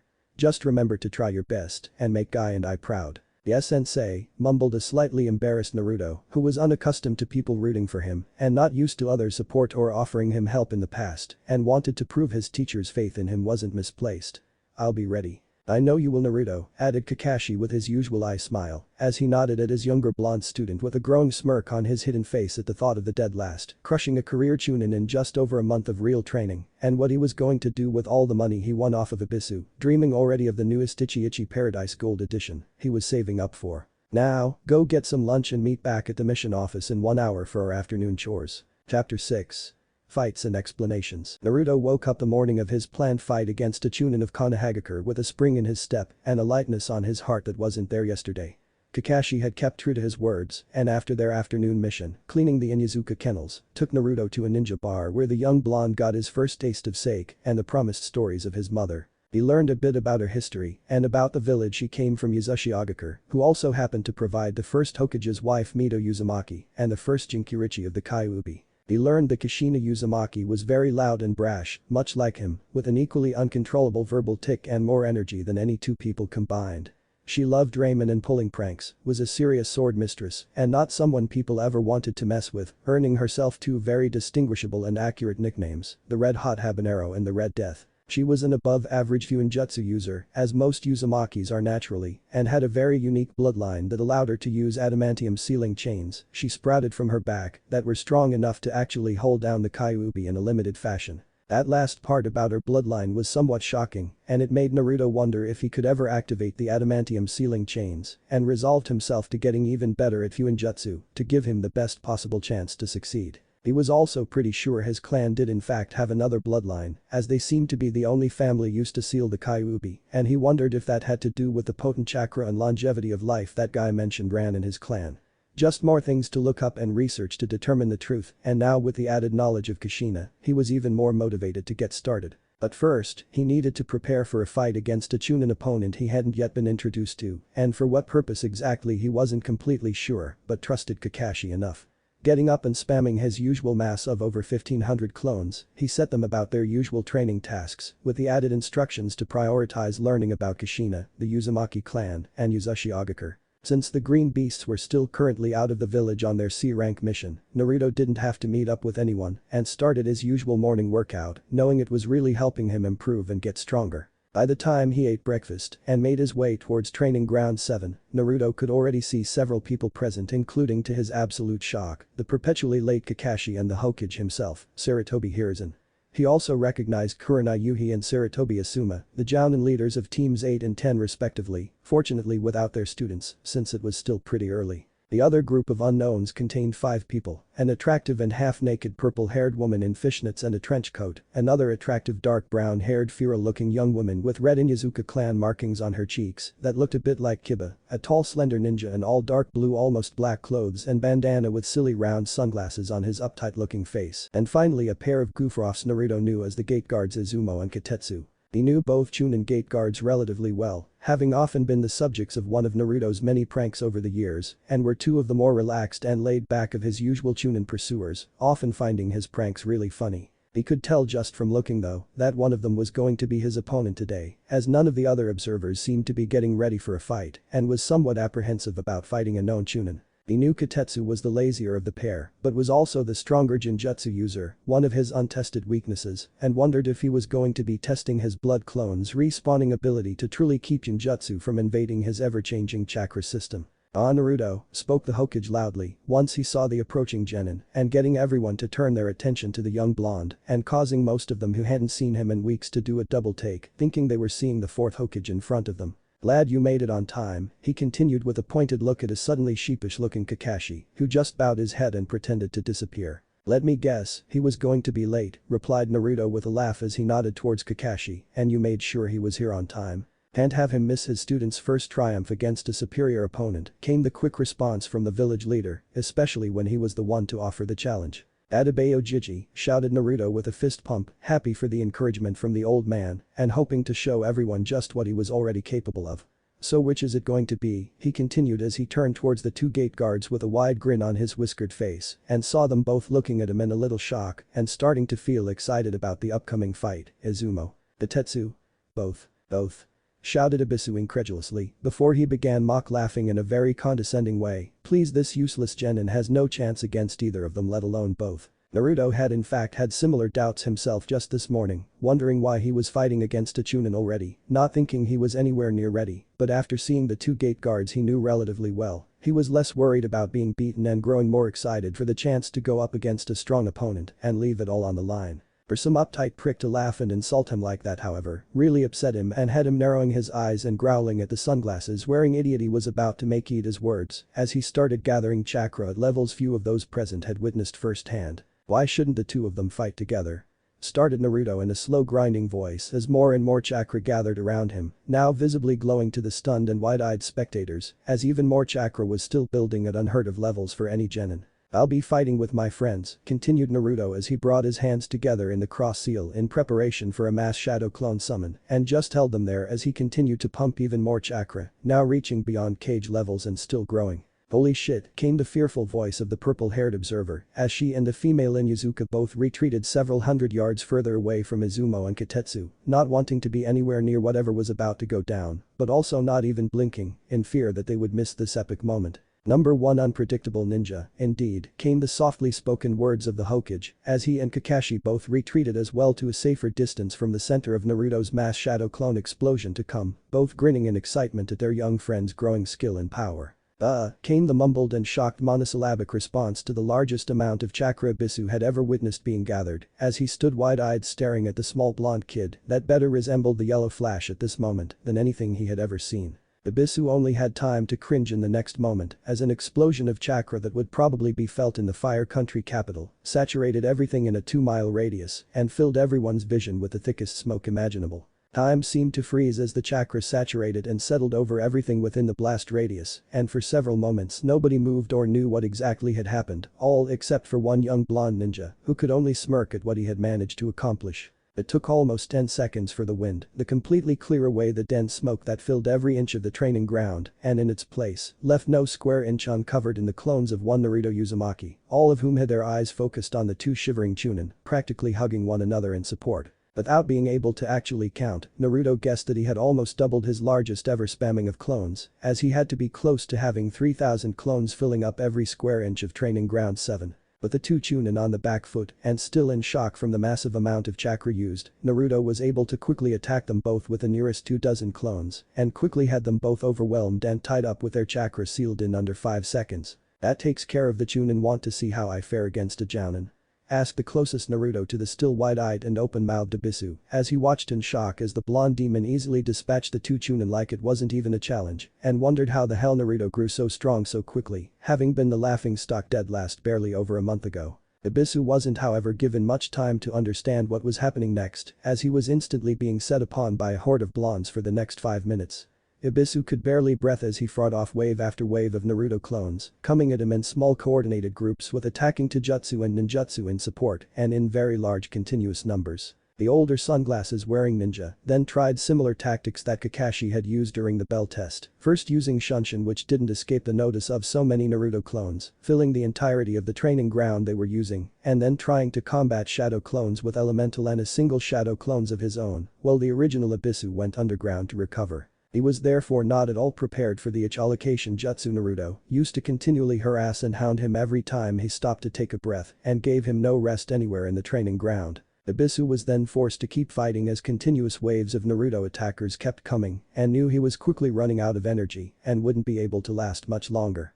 He knew he needed to come up with something to combat the young stamina freak or he would never live down the humiliation of this defeat and therefore decided to try his favorite larger scale jutsu. Hoping the fire dragon bullets he was most comfortable using would cut down the overwhelming numbers Naruto still had to his advantage, but wasn't sure if he would have the chakra to outlast every one of the demon's infernal clones. For the next 10 minutes, Ibisu was able to slowly start taking out small groups of clones with his fire technique, but Naruto was smart enough to keep his clones farther apart and in smaller more manageable groups, so he never lost too many too quickly, all the while continuously hounding Ibisu and keeping him on the back foot. At the half-hour mark from the start, Naruto's clones had been reduced down to almost 1,000 remaining, but Ibisu was at that point on his last leg chakra and endurance-wise and was really struggling to keep the latest waves of Naruto clones from overwhelming him. In a last-ditch effort to protect himself, he created a 10-foot dome of solid earth and tried to hunker down to outlast the continuous waves of clone fighters. The older Takebetsu Jounin couldn't actually believe it that the dead last demon container had grown so strong so quickly, but the proof was in front of him and his spamming of shadow clones was obviously the reason for the accelerated growth and just hoped his earth dome would hold out for a few minutes to catch his breath and come up with something else to turn this fight to his advantage.